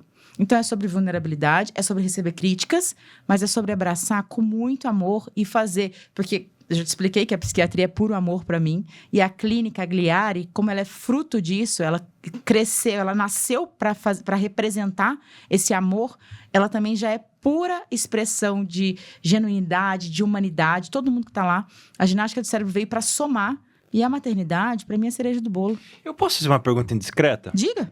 Para psiquiatra que está vivendo um momento de empreender. Quantos anos você tem? 32. Ah, você é novinha. Gente, não sinto isso, tá? Você é novinha. Tá, 32 anos, mulher, casada há quantos anos? 6. Bem-sucedida. Quer dizer, casada 4, mas quando a gente conhecer 6. Seu esposo também é médico? Graças a Deus, não. Ufa. É empresário, tudo? Tá. Bem-sucedida, ganha bem. Por mais que não trabalhasse, ganha bem, que médico, qualquer coisa que faz, ganha bem. Posso tremer o olho? A gente Depende entra nisso depois. bem, A gente entra nisso né? depois. Discussão de salário é outra coisa. Não, mas enfim, para contextualizar, bem-sucedida, com clínica, trabalhando, esposo empresário, trabalhando, uma vida feita. Sim. Muita coisa pela frente. Empoderada, caguei pra vocês que se acham empoderada. Ai, meu Deus, fiz cagada. Mas tá bom. Não, eu realmente caguei, né? Todo empoderado, tudo que a sociedade quer ver. Uma mulher imponente, forte, fala bem. E aí quer ser mãe. Quer ser mãe. Ô, idiota! Né? Porque provavelmente te falaram isso. Sim. Vai acabar com a tua vida. Seu corpo vai mudar. Você tem noção? Você gosta de música, você sai pra festar. Não vai poder mais? Idiota! Xinga elas agora, fica à vontade, psiquiatra. É o momento que a psiquiatra sabe. Mas é isso. E olha que eu escutei. Não, eu vou te falar, eu vou te dar um plus nessa sua lista de checks aí. Quando eu decidi entrar, porque eu te falei, eu estou em preparação, e eu levo isso muito a sério. Eu faço terapia, façam terapia. É muito bom. Façam terapia. Eu tô fazendo a minha hoje aqui, tá bom? E eu tô em terapia me preparando para ser mãe há 2 anos. Estou falando sobre isso há 2 anos. Eu estou falando sobre medos, inseguranças. E não para resolver os medos e inseguranças, mas para olhar direto para eles e falar, vocês existem. A gente, às vezes, fica tentando falar assim, não, eu vou fazer tal coisa quando não tiver mais medo. Não, minha gente, você faz com medo mesmo. Só que você olha pra cara dele e fala assim, eu vou te enfrentar. Vem aqui achando que você pode alguma coisa comigo, né? Então, é sobre isso. Então, eu tô há 2 anos em terapia pra fazer esse processo. E eu comecei a fazer transição capilar pra parar de fazer progressiva, parar de colocar química, pra me preparar pra gestação. Então, a primeira crítica que eu recebi foi, nossa, mas você vai fazer transição? Porque, assim, cabelo liso, arrumado, rapidinho... É sempre um desafio. Esse é o seu cabelo natural. Isso aqui tá em transição. Meu cabelo, meu Instagram fala muito sobre isso, inclusive, porque é sobre mostrar as suas vulnerabilidades. Meu cabelo cacheado, natural, tá aqui. O restante, ele ainda tá com o restante da progressiva, que eu estou fazendo babyliss para que a transição seja menos dolorosa. Sim. Então, eu comecei em setembro a transição. Em setembro.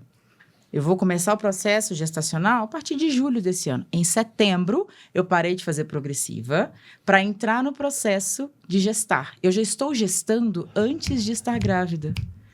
Isso é uma delícia, porque foi desesperador em vários momentos. Eu fiquei, meu Deus, o que eu estou fazendo da minha vida? Quis voltar para fazer progressiva. Eu passei por todas as angústias e fui falando assim, gente, ó, no meu Instagram. Tá difícil. Tá difícil. Hoje quis desistir, mas tô aqui. Porque ninguém nunca disse que ia ser fácil. Então eu tô no processo. Vai piorar. Não, e vai mesmo.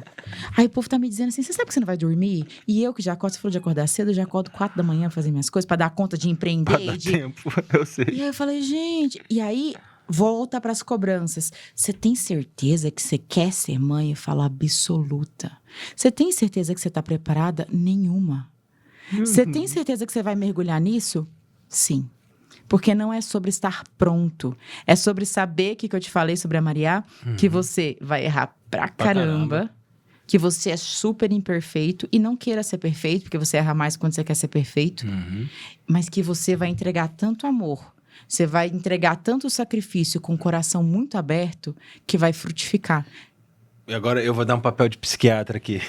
E vamos, gente. Quando você escolhe ser e não acontece... Eu e minha esposa sempre quisemos ser pais. Inúmeras coisas aconteceram, nós demoramos. Maria tem 3 anos, eu tinha 36 e ela tinha 37. Enfim, demoramos 10 anos para ter. Para nós foi muito tempo, porém foi quando eu me tornei homem de verdade. Se tivesse tido antes, tinha dado merda.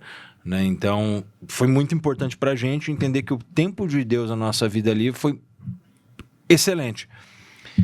Porém, ser pai, ser mãe, quando você está gestando já há 2 anos, com o processo de entender o que você quer, é a coisa mais maravilhosa do mundo. E aí eu vou mandar recado para aqueles que não querem.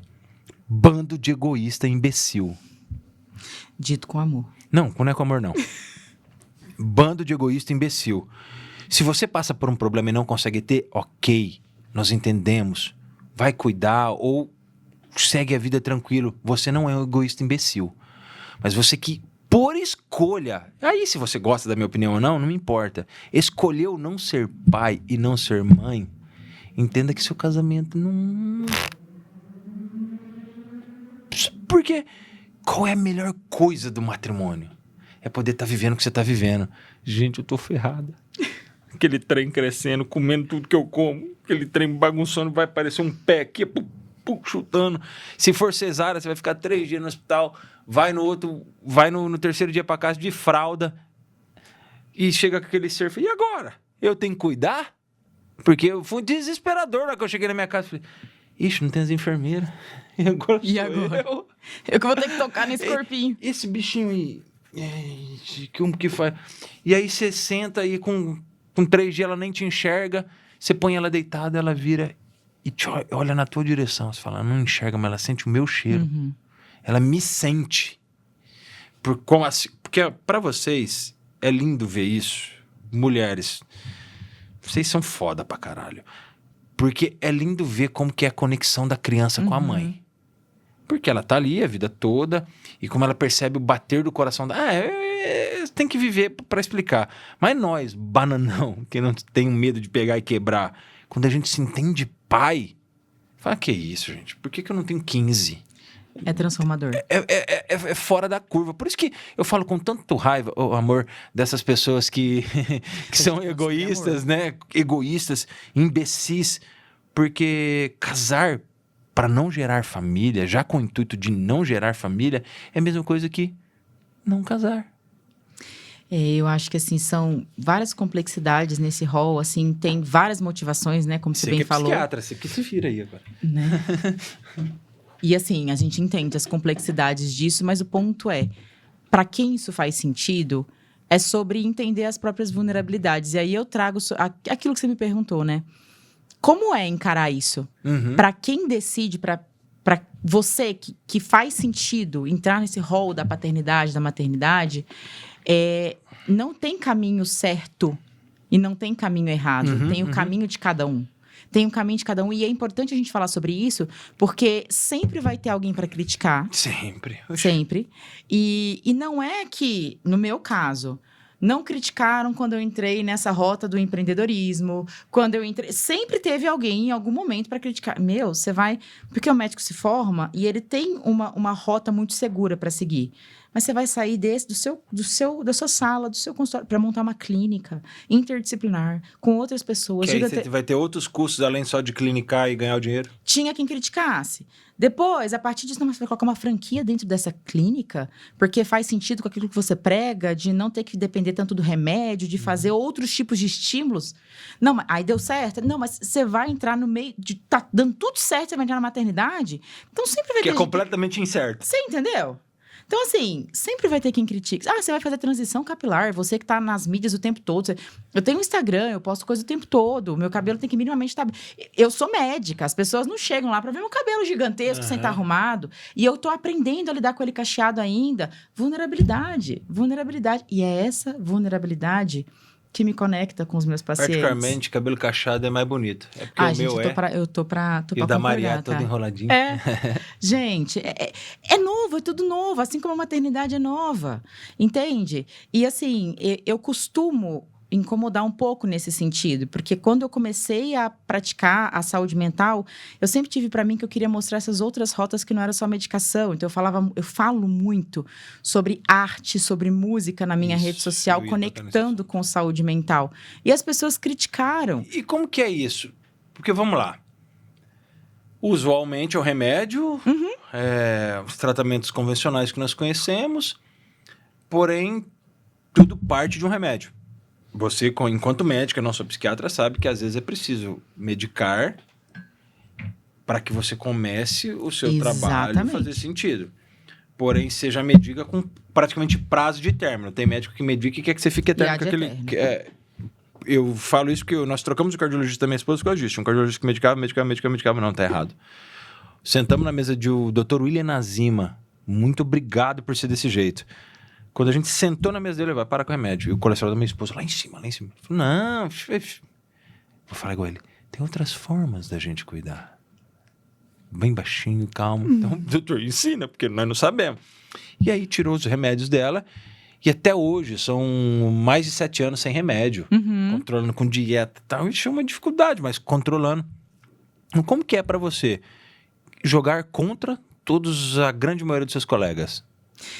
Vou te falar, já recebi muita crítica, tá? Mas muita mesmo. Porque eu sou sincera, né, com os meus pacientes. Falo, gente, nem todo transtorno exige medicação. Tem transtorno que eu vou precisar medicar mesmo e acabou. Protocolo, guideline serve para isso. Esquizofrenia, bipolaridade, eu preciso medicar, acabou. Não tem como discutir. Não tem pra onde correr. Mas tem transtorno que eu posso tratar sem remédio. E tem transtorno que eu uso remédio por um tempo e depois tiro. Então, eu dou todas essas possibilidades. Eu explico o que a pessoa tem. E é por isso que eu preciso dessa escuta muito humanizada e muito aprofundada. Porque eu preciso entender todos os critérios de proteção que essa pessoa tem para não depender da medicação. E eu explico claramente para o paciente. Olha, quando a gente precisa do remédio, o remédio ele é como se fosse uma chave que destranca algumas portas na nossa mente para a terapia entrar e fazer a faxina que precisa fazer. Legal. Então, eu digo que é uma ponte. Então, uma ponte do ponto A para o ponto B. O ponto é que se eu não monto estratégias para sair do ponto A para o ponto B, eu vou ficar sempre nessa ponte. Concorda? Concordo. O remédio é ponte. Eu vou ficar parado nessa ponte. O que eu posso fazer de estratégia adicional? Você me deu um gatilho absurdo. Gatilho é porque pensando em parada... É um insight. Porque parado na ponte é alguém que está prestes a se tirar aquilo que ele tem, ele pula. Mas quando a gente não dá outros tipos de sustentação para o paciente, muitas vezes... Sensacional isso. E o que acontece quando eu mostro outros caminhos? Eu falo assim, gente, exercício físico não é sobre a tua estética somente. Porque você estar feliz com você mesmo faz parte da sua saúde mental. Então, sem hipocrisia aqui. Mas é sobre você desenvolver, você estimular a produção de serotonina e dopamina para que você consiga reduzir estresse e se manter bem por mais tempo. Terapia. Já é comprovado, os estudos mostram que a terapia terapia consegue fazer novos caminhos neuronais para que eu consiga chegar no estado de estabilidade sem depender tanto da medicação. Alimentação saudável. Gente, a gente sabe que inúmeros nutrientes são importantes como cofatores de produção de neurotransmissor. Então, se eu tô com baixa vitamina D, B12, ácido fólico, como é que eu quero fazer um tratamento? Nenhum remédio vai me salvar. Eu preciso ter uma alimentação saudável, uma suplementação adequada, para que eu consiga manter os níveis de neurotransmissor adequado para o remédio agir. Quando eu falo de hobby não é uma atividade vazia, pelo contrário, ele te preenche. Um hobby saudável te preenche. No meu caso, eu amo música, eu amo dançar. E eu tenho uma prática, já tá no meu Instagram, isso todo mundo já sabe. Todo domingo, eu falo, tchau, amor. Eu entro no meu quarto, coloco a música bem alta. Meu vizinho me ama. E eu danço. Mas eu danço, Edu, de suar. Sozinha, igual a louca, sozinha em casa. Sozinha. Eu pulo, eu danço. Eu saio do quarto, minha mãe fala, o que você faz nesse quarto? Eu saio pingando. Não queira saber. Eu danço e eu canto, porque aquilo me conecta de tal forma comigo que eu consigo me refazer para a semana inteira. E a música, quando eu tenho um quadro que fala essa música salvou a minha vida, ela literalmente já me resgatou de vários abismos durante a minha história. A música, ela tem essa capacidade. Sabe por quê? Porque a arte, ela não precisa de palavras. Não. A arte, ela conecta... Eu tenho pacientes depressivos, e foi lindo de ver. Que numa consulta, e particularmente me tocou muito, até hoje me emociona lembrar. Ele estava num processo de tanta dor que ele não conseguia olhar para mim. Caramba. E ele falou assim, era um adolescente. E ele falou assim... Eu tenho uma música que descreve exatamente, porque ele tocava muito. Nossa. Eu tenho uma música que descreve exatamente o que eu tô sentindo. E ele colocou. E aquilo ali tinha tanta dor, tinha tanta... Era um processo que eu me conectei diretamente com ele. Eu consegui acessar exatamente o que eu precisava fazer para ele. E nisso a gente mudou a medicação, a gente mudou a estratégia terapêutica e a gente conseguiu tirar ele daquele lugar. Sensacional. Então, eu só me conectei com ele por conta da música. Então, desde o meu processo de trabalhar com saúde mental, como eu te falei, eu lutei muito para chegar nesse lugar, porque era a minha paixão desde sempre. Eu estabeleci que eu queria mostrar para os pacientes outras rotas, porque era muito pouco só oferecer remédio. Não era justo, com um humano cheio de complexidades, só oferecer remédio. É por isso que eu falo hoje e é por isso que eu falo nas minhas redes sociais sobre isso. E fui muito criticada. Nossa, a psiquiatra que chega e canta, porque alguns falam, nossa, você é a médica que canta. A gente endoida, porque eu adoro uma música, hein? Canto mal, mas... Nossa! E me colocar... Pensa bem, eu não... Assim, eu gosto de cantar, gosto mesmo. Mas colocar a cara a tapa, eu médica, né? Aquela coisa toda pomposa. E formal, cantando... Cantando, dançando. Tem vídeo meu dançando no Instagram. Por quê? Porque é sobre realidade. É aquilo que me desperta. E olha que ponto legal. Porque não é trendezinha, né? Não. É sobre verdade. A essência. É sobre a essência. Os quadros dessa música Salvou a Minha Vida, eu falo sobre... E eu falo de alguns momentos, a vulnerabilidade. O humano se conectando com o humano. Eu falo como que aquela música, em qual momento aquela música conseguiu me salvar. Literalmente me salvar. Então, é aí que eu entendo que eu posso fazer mais. E é aí que, quando você me perguntou, o que a gente faz com aqueles 30%? O que a gente traz para essas pessoas? A gente traz verdade, a gente traz humanidade. É nisso que eu acredito. Ó, enquanto leigo na área, conheço vários médicos, escutar isso é muito foda. É muito foda. Obrigado por falar assim sobre a medicina e sobre a psiquiatria, porque eu acredito que quem assistir a gente pode entender que vai além do que simplesmente medicar. Talvez seja o preconceito, principalmente dos homens, né? De encontrar algo que faça sentido. Você fala de música e eu sou um cara aficionado por música. Sempre amei música. Do sertanejo ao eletrônico, odeio funk. Né? Mas, enfim, é outra coisa. E aprendi a gostar de blues e jazz, porque foi as músicas que eu comecei a colocar para me concentrar e estudar quando tive o ápice da depressão e eu voltei a ler. Eu li muito na faculdade, parei. Depois, quando eu voltei a ler e escrever, eu escrevo também. Eu colocava blues e jazz, então é um som que me conecta, é um som que me empolga. Depois para as músicas cristãs. E você fala, essa música me salvou. Há uns anos atrás eu quis montar um quadro onde eu falasse sobre as músicas. Sobre o que cada música fala comigo. Esmiuçasse a música, pegasse a letra dela, lesse e falar, ó, nesse ponto ela pode estar falando isso, nesse ponto ela vem falar isso. São várias as formas de interpretar, eu colocaria a minha forma de ver sobre a música e traria em Reels, e talvez isso que você me falou me faça realmente estruturar e voltar com esse quadro de Reels, falar isso, porque existem algumas músicas que elas atingem o ponto. Exato. No momento certo. E eu vou mostrar uma música. Bora. Já que você falou. A gente levantou a bola. Essa música aqui é de um cara recém-convertido. A música chama Testemunho, do Um Peregrino, que eu esqueci o nome dele, é Theo.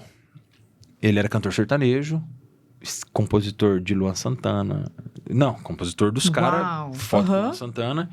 E ele começou a se sentir incomodado, e Deus pegou ele e ele parou de ser sertanejo, hoje ele é só música cristã. Essa música, a primeira vez que eu vi ele com, ó a capa, como que é, que legal. Estilo sertanejo, Nossa, bem... Um Peregrino. A capa bem bonita e tal. E eu escutando, falei, cara, que legal, isso aqui é um álbum completo de 6 músicas. Cliquei, ouvi, bem discreto o cenário e tal. Aí chegou nessa música, aí me matou. O YouTube pode derrubar, mas depois eu mando pra ele, falo, coloquei, ver se ele me autoriza. Ouve essa música. Já falei dela um monte de vezes. Se eu chorar, não ligo. Não pense que eu não te vejo. Não pense que eu não te escuto. Fui eu que coloquei essa promessa aí. Não vai ser no entendimento humano que ela vai se ligando cumprir. tudo que a gente já falou. Eu tô te forjando e uma boa espada forjada passa pelo fogo apanhando. Eu não te escolhi por acaso, comigo você já deu certo. Se te conforta, até meu menino passou no deserto. Você tá tão perto. Se parar agora, você vai jogar seu testemunho fora. A um palmo da vitória. Olha a sua história. Quantas tempestades eu tive passar e nenhuma eu te deixei naufragar. Resiste, persiste, suporta. Tô prestes a te abrir as portas.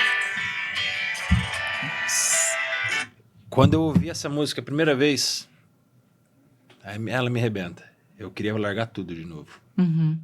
Não tava não tava com ideação suicida, mas tava cansado. Cara, não faz sentido do que eu tô fazendo, eu tô perdendo tempo, vou ficar com a minha vida normal como bombeiro. E aí essa música tocou, eu tava chegando em casa, eu voltei, fiquei rodando com o carro, escutei ela umas 4 vezes antes de chegar. Porque eu sou ficcionado por música. Eu acho que a música,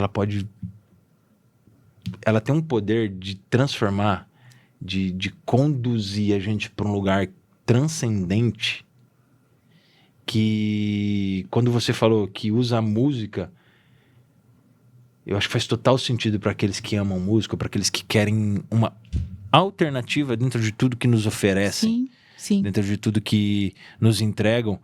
Porque quando eu escutei que uma boa espada é forjada no fogo, ela passa pelo fogo apanhando, se parar agora, você vai jogar o seu testemunho fora. Persiste, insiste. Comigo você já deu certo.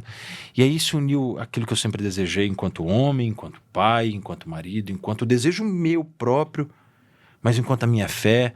E 21 de janeiro de 2020 foi onde eu olhei para o céu e falei, Deus, me tira tudo. Me coloca onde você quer que eu esteja. Mesmo que para isso eu precise perder tudo. Não só perder os bens materiais, mas perder a mim mesmo. que era que eu precisava perder naquele momento, é renunciar àquilo que o Edu gosta. O Edu gosta de andar bem vestido, o Edu gosta de ostentar, e eu gostava realmente de aparecer.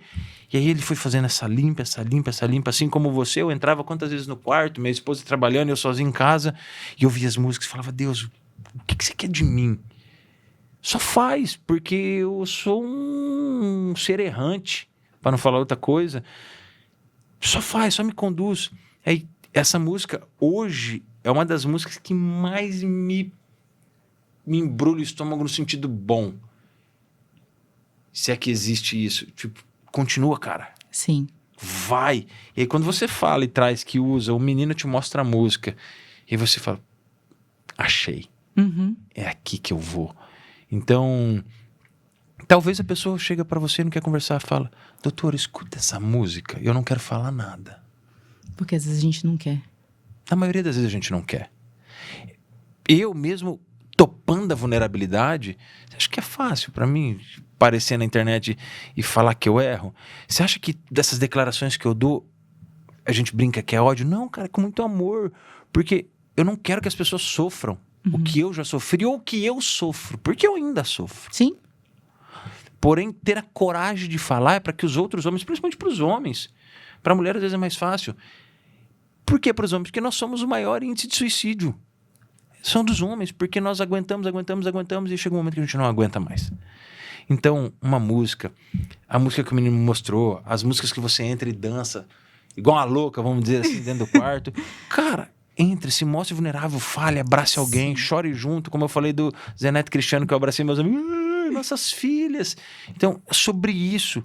Outra música que me impacta é 99 Ovelhas, da Fraternidade São João Paulo II, que eu me sinto um merda, um pecador. E ele fala, não, vem cá, você é bom, cara. Vem aqui.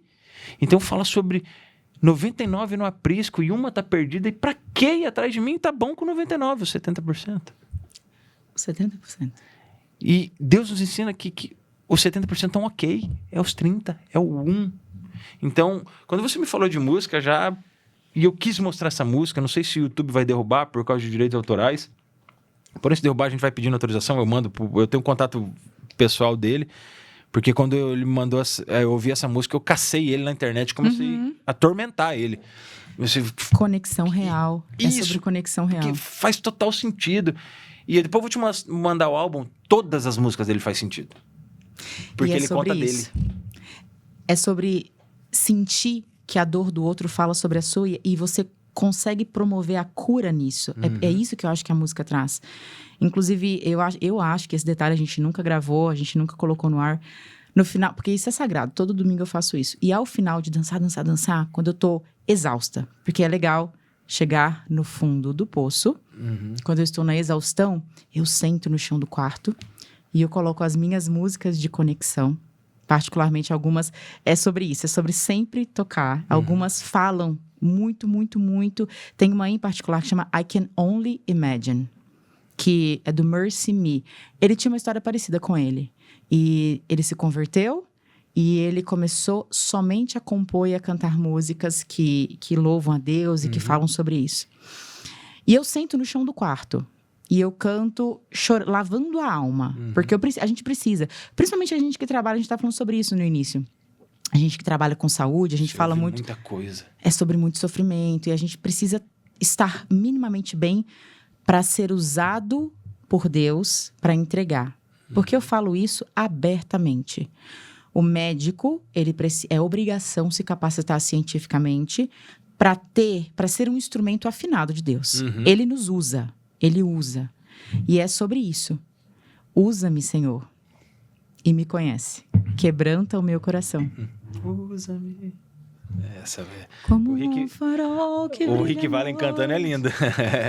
É isso. E é isso que a gente é. E é isso que eu busco ser. Com humildade, sabendo que eu vou errar. Porque eu sou imperfeita.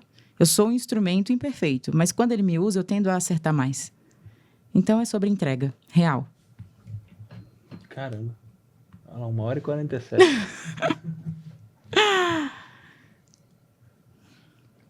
É sobre isso, sabia? Desabafo aqui, talvez. Tô vivendo um momento de transição ainda, né? A gente sempre vive que talvez esse seja um dos últimos episódios do podcast. Por um movimento que eu preciso fazer, por coisas que estão acontecendo.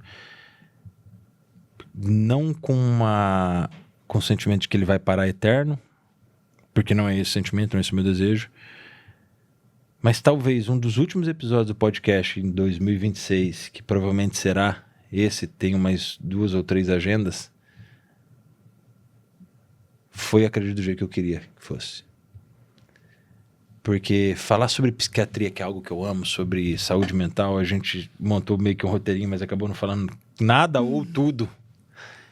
É sobre um movimento que eu sempre desejei fazer. Principalmente para os homens. E eu tenho esse desejo de falar sobre as músicas. Talvez eu crie agora isso dentro de tudo que eu estou pensando. Porque nós precisamos. Sim. Eu vi de perto muita gente tirar a sua vida.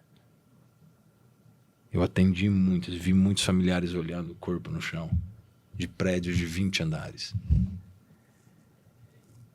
Eu sei que a gente não vai fazer para todo mundo e não consegue atingir todos. Mas não é sobre... O que eu sempre falei no podcast... E talvez sempre joguei contra aquilo que eu sempre produzi. Eu não me importo com milhões. Eu me importo com 1.